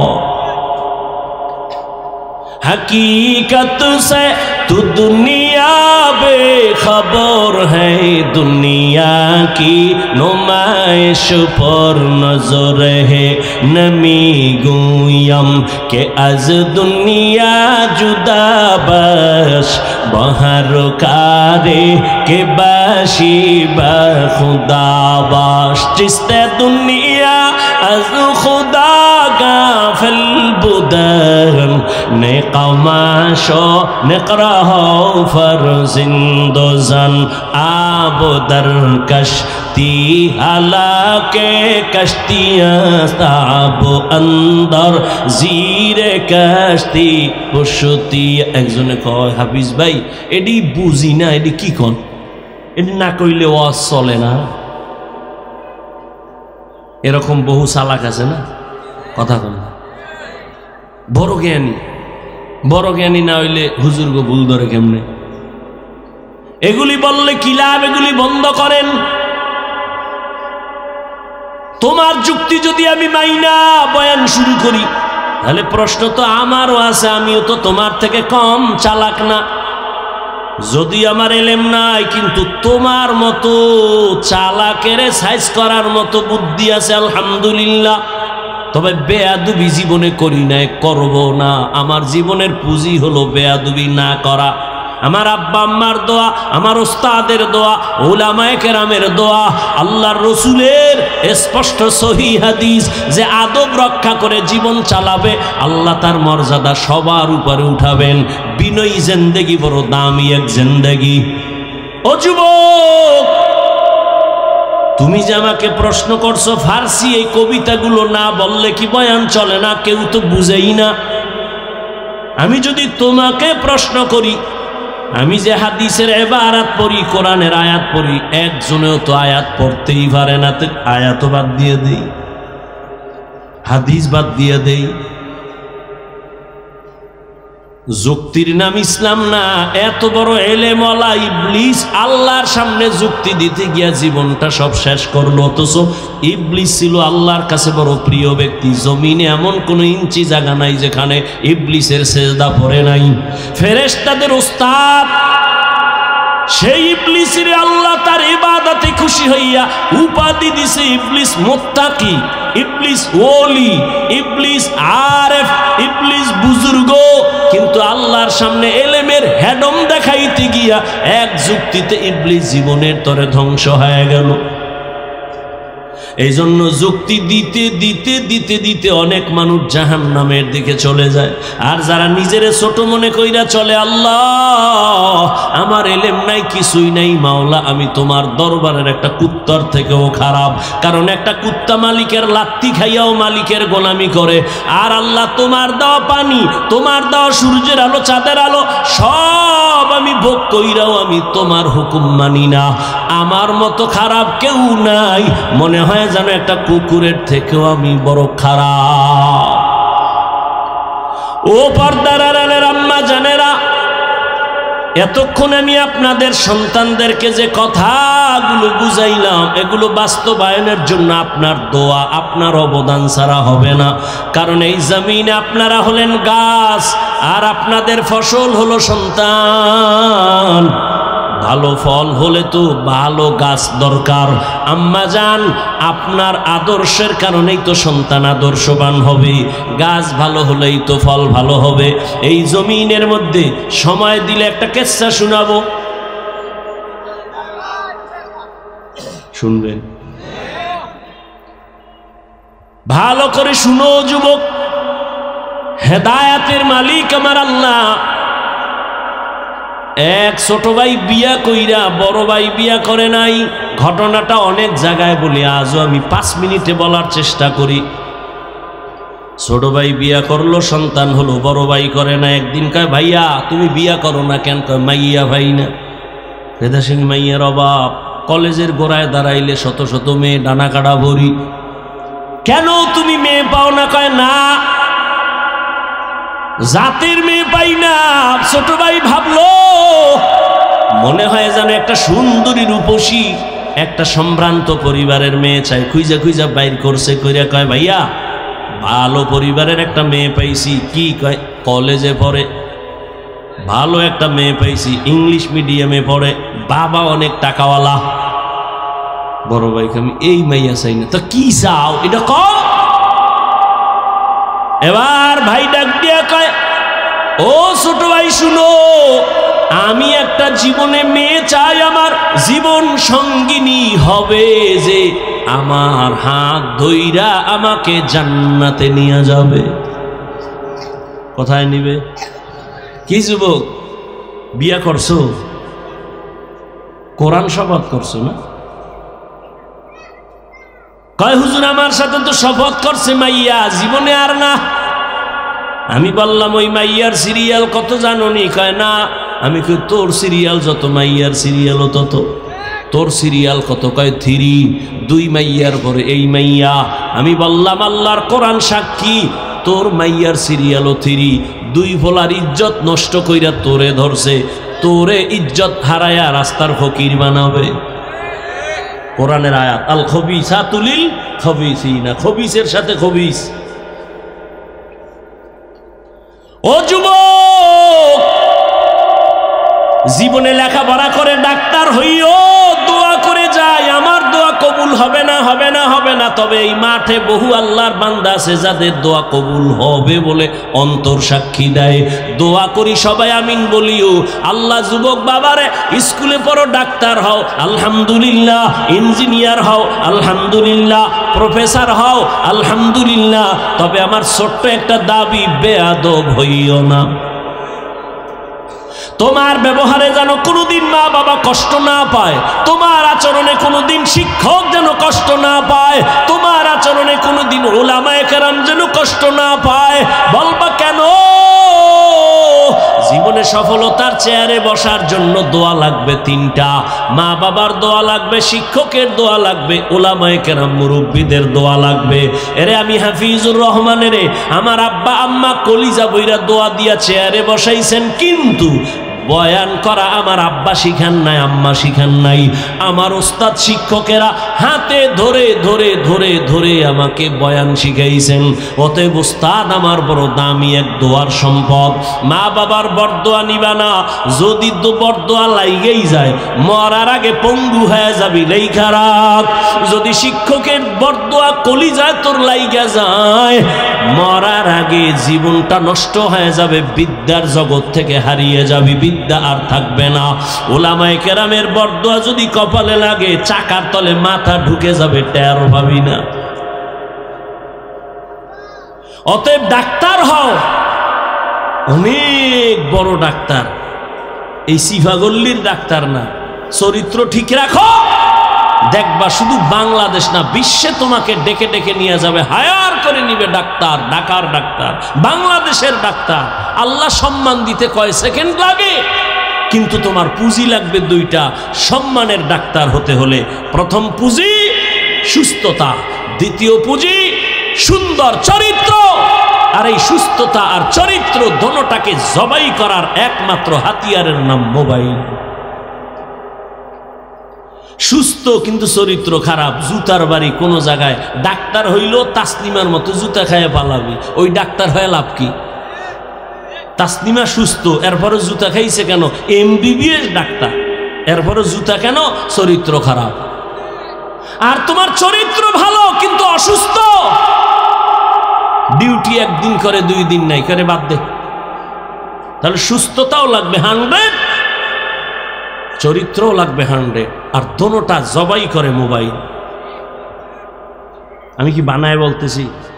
সবার হাতে মোবাইল আছে। এখন বাসায় যাইয়া গুগলে সার্চ দিবি, টাচ মোবাইল দেখলে শরীরের অঙ্গের কি কি ক্ষতি হয়, চিকিৎসা বিজ্ঞানীরা কি থিওরি দিছে সব গুগলে আছে। আজকে গিয়া দেখিস।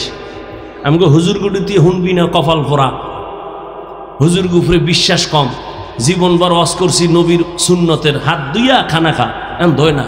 মাওলায় করোনা ধরাইয়া কানে ধরাইয়া এখন হাত ধোয়, এখন পকেটের মধ্যে মেডিসিন ফাঁকে ফাঁকে বাইর করে হাত ধোয়, বাইর করে হাত ধোয়। আমার একা ধুইবেন নি? এবং তুমি কিয়ামত পর্যন্ত ধুইলে একটা নেক পাবা না, সুন্নত হিসেবে ধুইলে সব পাইতা। এখন ঠেকায় পড়ছো, মাইনকে সিফা আটকায় গেছো, এখন আর হাত ধুইলে লাভ কি? রসুলের সুন্নত হিসেবে তো আর হাত ধো না। আল্লাহ হেদায়াত দান করুন। বাবা এই জন্য বলছি, ডাক্তার হও, ইঞ্জিনিয়ার হও, প্রফেসর হও, বেয়াদব হও না। সুন্দর চরিত্র আর সুস্থতার জন্য নিজেও চেষ্টা করো, আর সফলতার জন্য 3 জায়গার দোয়া, মা বাবার, শিক্ষকের, উলামায়ে কেরাম মুরব্বীদের। এছাড়া কোনো বাহাদুরি চলবে না, দুনিয়া চলবেই না। বড় ভাই কইছে আমি বিয়ে করুন, তবে এমন একটা মেয়ে চাই যে মেয়ে আমার হাত ধরে কই নিবে। ছোট ভাইকে তোর কপালে বিয়ে নাই, যা। বড় ভাইকে তো একটা কথা শোন, আল্লাহ যদি কবুল করে সময় লাগবে না। ইয়াকিন কার উপর? হ্যাঁ, আল্লাহর উপর।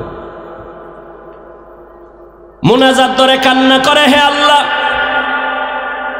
তুমি ওয়াদা করেছো সাহায্যের জন্য, আমি সাহায্য চাইতেছি রে আল্লাহ।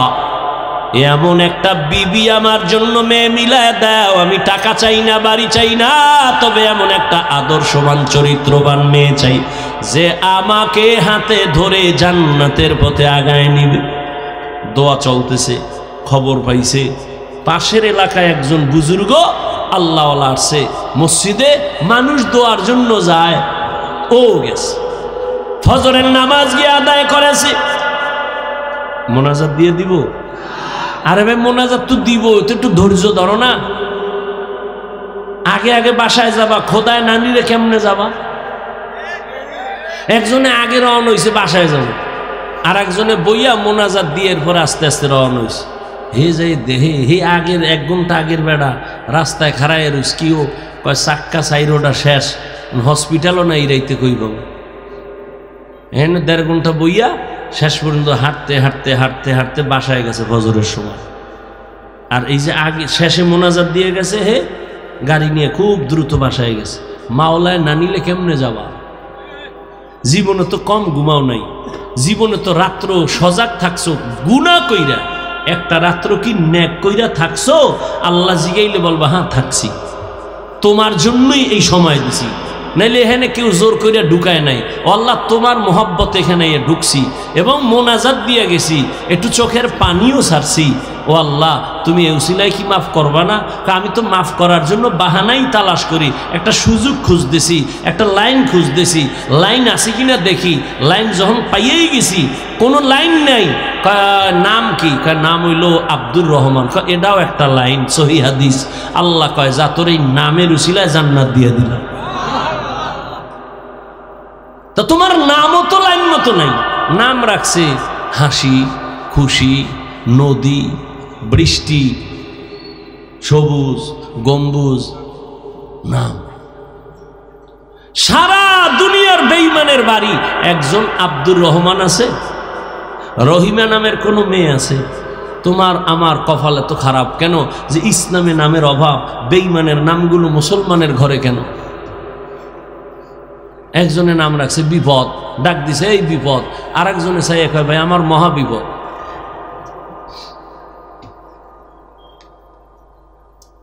আগে সন্তান হইলে দৌড়েই যাইতো বড় হুজুরের দ্বারে, হুজুর একটু খেজুর মুখে নিয়ে দেন আর একটা নাম রাইখে দেন, সুন্দর একটা নাম। এখন লাগে না, ওই যে গজব মোবাইল খুঁজে টুইজে পাইছে একটা নাম, দুনিয়ার আকাম সাকামের নাম এটা একটা দিয়ে দিচ্ছে। আর নাম যখন রাখছে, এটার একটা নামের অ্যাকশন একটা আছে। নাম আবু বকর, খুব নরম। নাম ওমর, খুব গরম। নামের একটা বরকত আছে।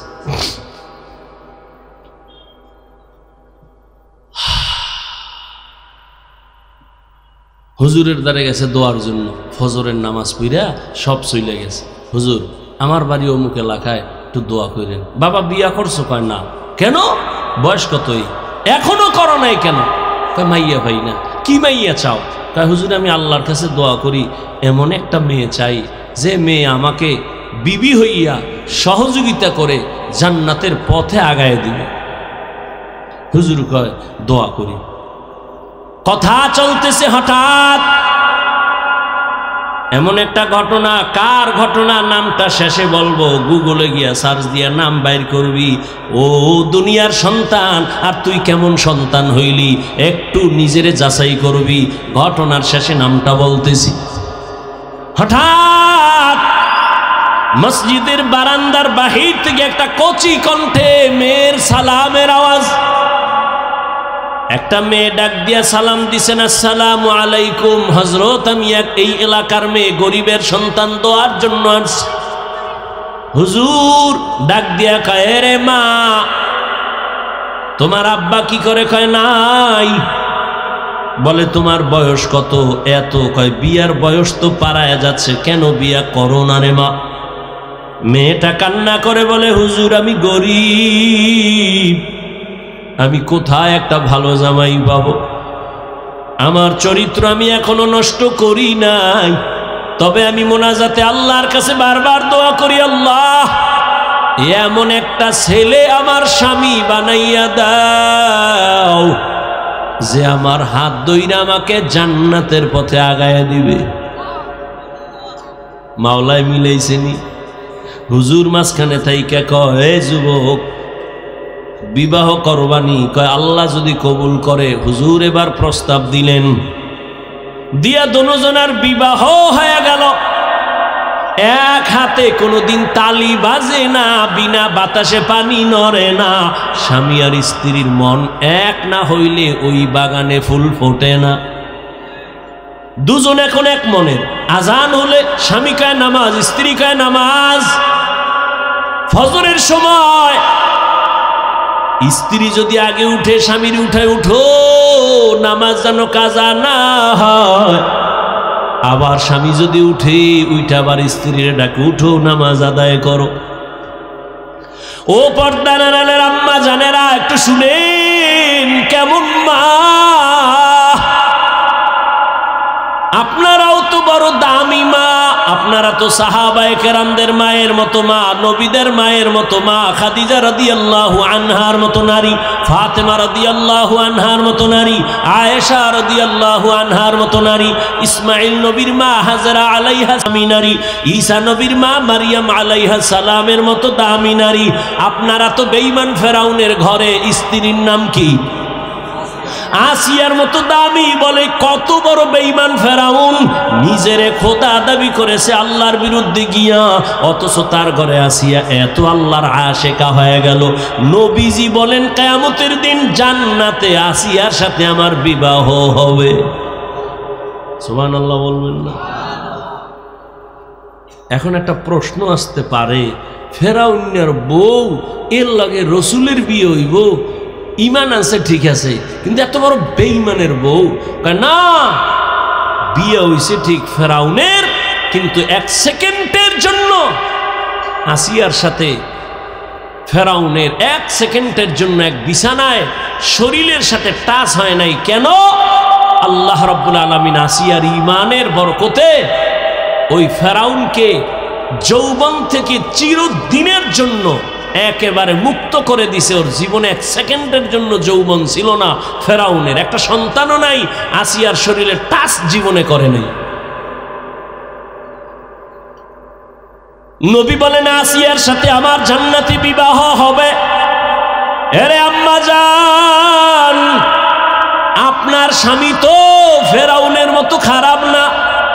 আম্মা, আপনি কি পারতেন না 5 ওয়াক্ত নামাজ পড়ে স্বামীর জন্য কলিজা দিয়া দোয়া করতেন? আল্লাহ, একটা স্বামী আমার দিন নাই রাত নাই বাইরে ঘুরে আর কষ্ট করে, নিজের জন্য কোনো স্বামী কষ্ট করে না। সন্তানের মুখে হাসি ফুটাবার জন্য গাধার মতো কষ্ট করে, স্ত্রীর মুখে হাসি ফুটাবার জন্য পুরুষ কষ্ট করে। ও আল্লাহ, আমার স্বামীর কামাইতে বরকত দাও, আমার স্বামীরে হেফাজত করো। আর ঘরে আসলে বুঝাইতেন স্বামী নামাজ পড়ো, হালালভাবে চলিও। মা বাবার মায়া ত্যাগ কইরা আসছি তোমার ঘরে, না খাইয়া থাকলেও আসি, খাইয়া থাকলেও আসি, তবে আমার জীবনের দাবি অবৈধ টাকা ঘরে আনবা না। হারাম টাকা খাইয়া নিজেদের রক্ত, সন্তানের রক্ত কখনো নাপাক করব না। আম্মাজান যদি স্বামীরে বুঝাইতেন, কোনো স্বামী হারাম টাকা ঘরে নিত না। সন্তানের যদি বুঝাইতেন, বাবা আমি তোর মা, কোন দিন মরে যাব জানি না, তবে তোর কাছে আমার জীবনের দাবি কোনোদিন মিথ্যা কথা বলবি না, কারো সাথে বেয়াদবি করবি না। সন্তান আস্তে আস্তে আপনার কথায় আদৌ বলা হয়ে যাইত। ডাক্তার হলেও সন্তান দোয়া করত কোরআন বলিয়া, ইঞ্জিনিয়ার হলেও দোয়া করত। এরে আম্মা জান, আপনার মতো কত মা এখনো খুঁজলে পাওয়া যাবে এলাকায়, নামাজ পড়ে, পর্দা করে, স্বামীর মাল হেফাজত করে, সন্তানগুলো আদর্শওয়ালা বানানোর চেষ্টা করে। আম্মা জান, আপনি কেন পারবেন না? ও বোনেরা, আপনার মতো কত বোন স্কুল কলেজে পড়ে, নামাজ পড়ে, পর্দা করে, মোবাইলে চরিত্র নষ্ট করে না, বিক্রি করে না। ও বোনেরা, আপনারা কেন পারবেন না? ও বৃদ্ধ বাবাজি, আপনার মতো কত বুড়ারা মসজিদে গিয়া নামাজ পড়ে, আপনি কেন পারবেন না? ওই স্বামী আর স্ত্রী দুইজনে এক মনের হইয়া মোনাজাত করে, দোয়া করে, আল্লাহ দোয়া কইরা পাইছি দুইজনের স্বামী আর স্ত্রী। আর একটা দোয়া জীবনে আছে, দোনোজনে কান্দে আর আল্লাহর কাছে দোয়া করে, ও দয়ার মালিক, একটা নেককার সন্তান আমাদের দান করো, যেই সন্তানের দ্বারা আমগো ইজ্জত বাড়বে, সমাজের আলো ছড়ায় যাবে। ওই সন্তান দিয়া লাভ কি যে মা বাবার ইজ্জত নষ্ট হবে? আল্লাহ এত দোয়া কবুল করলেন, এই দোয়াটা কবুল করবেন না, এটা হতে পারে না। দোয়া কবুল হয়ে গেছে। নেককার একটা ছেলে আল্লাহ দান করছেন। ছেলেটারে দুনিয়াতে আসা মাত্র নবীর তরিকায় ডান কানে আজানের আওয়াজ, বাম কানে ইকামতের আওয়াজ। ছেলেটারে আদর্শ দিয়া বড় বানাইলেন। অল্প বয়সে যৌবন যখন চলে আসলো, এই যুবক তো সেই যুবক, গোটা দুনিয়াটাকে আগুন লাগায় দিল। ইহুদি বেঈমানেরা ওর নাম শুনতেছি কেমন যেন আতঙ্ক, মাথাটা গরম হয়ে যায়। বাইতুল মুকাদ্দাস মুসলমানের প্রথম কিবলার ওখানে ইহুদির একটা ধমক দিয়া সব সরায় বাইতুল মুকাদ্দাস হাতে নিল। মালয়েশিয়া, রাশিয়া সব বেঈমান, সিরিয়ার বেঈমানের মোকাবেলায় মোটামুটি দুনিয়াটা বিজয়ের ডঙ্কা বাজায় দিল। ইতিহাস যারা জানো, এই লোকটার নাম জানে না এমন কোনো হিন্দু নাই, বৌদ্ধ নাই, মুসলমান নাই। সারা দুনিয়ার ইতিহাসবিদরা এই যুবকের নামটা জানে, যেই যুবক দুই মা বাবার দোয়ায় হয়েছে। এমন মা দোয়া করছে স্বামী চাই জান্নাতে নিবে, এমন বাবা দোয়া করছে বউ চাই জান্নাতে নিবে। এই দুইজনার দোয়ায় সন্তান আসছে এক জগৎ বিখ্যাত অগ্নি শর্মা, এমন এক আল্লাহর মহব্বতের বান্দা যার হস্তক্ষেপে ইসলামের পতাকা উড্ডীন বেঈমান নিপাত হয়ে গেছে, পরাজয় বরণ করেছে। ওই যুবকের নাম সেই সালাহউদ্দিন আইয়ুবী রহমতুল্লাহ আলাইহি। সুলতান সালাহউদ্দিন আইয়ুবীর ইতিহাস পর গুগলে লেখা আছে, সব ডিটেলস দেওয়া আছে। কে সে সুলতান সালাহউদ্দিন আইয়ুবী? সকল রাষ্ট্রনায়করা সালাহউদ্দিন আইয়ুবীর নাম না নিলে ওদের ইতিহাস কমপ্লিট হয় না। সুলতান সালাহউদ্দিন আইয়ুবী গোটা ইতিহাসের পৃষ্ঠায় স্বর্ণ অক্ষরে তিনি এখনো অমর। এই জন্য আগেও বলছি, ও যুবক, ডাক্তার যদি হও বেয়াদব হইও না তো তাসলিমার মতো জুতা খায়া পালাবা। এখনো সময় আছে, পেছনের গুনার থেকে তওবা করে নাও। তোমার গুনার খবর মা বাবা কেউ জানে না, আল্লাহ জানেন। ওই আল্লাহর মোহাব্বত নিয়ে মনে মনে গোপনে গোপনে একটু আল্লাহকে বলো, হে আল্লাহ, মনে হয় জানো এই ময়দানে আমার মতো গুনাহগার কেউ নাই। গুনার কারণে আমার হাত না পাক, চোখ না পাক, জিহ্বা না পাক। গুনাহ করতে করতে জীবনটা শেষ। কত নামাজ ছাড়লাম, কত দাড়ি কাটলাম, বেপরদায় চললাম। ও আল্লাহ, আমার মতো কত যুবক আবার জেনারেল লাইনে থাকে, চাকরি করে, ব্যবসা করে, নামাজ পড়ে, আমি কেন পারবো না? ও আল্লাহ, মনে চাইছে কত গুনাহ করছি শখ লাগাইয়া, আর গুনার কাছেও যাব না। দুনিয়াতে চিরদিন থাকবো না, মুসলমান হিসাবে দুনিয়া থেকে তো চলেই যেতে হবে, আল্লাহর আদালতে দাঁড়াতে হবে। গুনাহগার হইয়া দাঁড়াবো না। আজকে থেকে তওবা করলাম, নামাজ ছাড়ছি আর ছাড়বো না, বেপরদায় চলছি আর চলবো না, দাড়ি কাটছি আর কাটবো না। তবে সবার কপালটা খুলবে না। বয়ানের শুরুতেই কিন্তু বলেছিলাম আবু জাহালের কথার, ওমরের কথা। জানি না কার কপাল কোন দিকে যাবে। অনেকে বয়ান শুই না বাইরে গিয়ে আবু জাহালের মেজাজ নিয়ে চলবে আর বিরোধিতা করে আরো গুনার পাল্লা ভারী করবে। আর একদল ওমরের মেজাজওয়ালা চোখের পানি ছেড়ে গুনার কথা স্মরণ করে তওবা করবে, ফজরে মসজিদে চলে যাবে। ও আল্লাহ, জানি না এই ময়দানে কারা তওবার নিয়ত করেছে। তবে আবদার, ও যুবক বাবারা, যেখানেই থাকো আল্লাহর মোহব্বত নিয়ে চলো, মা বাবার দোয়া নিয়ে চলো, আল্লাহর কাছে তওবার নিয়ত বলো, হে মালিক, আর মা বাবারে কষ্ট দিব না। উলামায়ে কেরামের দোয়া নিয়া, নবীর তরিকা মেনে, শিক্ষক মুরব্বীদের দোয়া নিয়ে চলবো। আল্লাহ, তুমি আমার তওবা কবুল করো। এরকম খাঁটি নিয়তে তওবা করার যাদের অন্তর তৈরি, মুনাফিকি নাই, যাদের নিয়তটা খাঁটি, শুধু তাদেরকে বলবো দুটো হাত আল্লাহকে দেখাইয়া দাও। আয় আল্লাহ, আমাদের তওবা কবুল করে নেন, আমাদের হাত কবুল করে নেন। তওবার উপরে মজবুত হইয়া চলার মতো তৌফিক দান করেন, আমিন।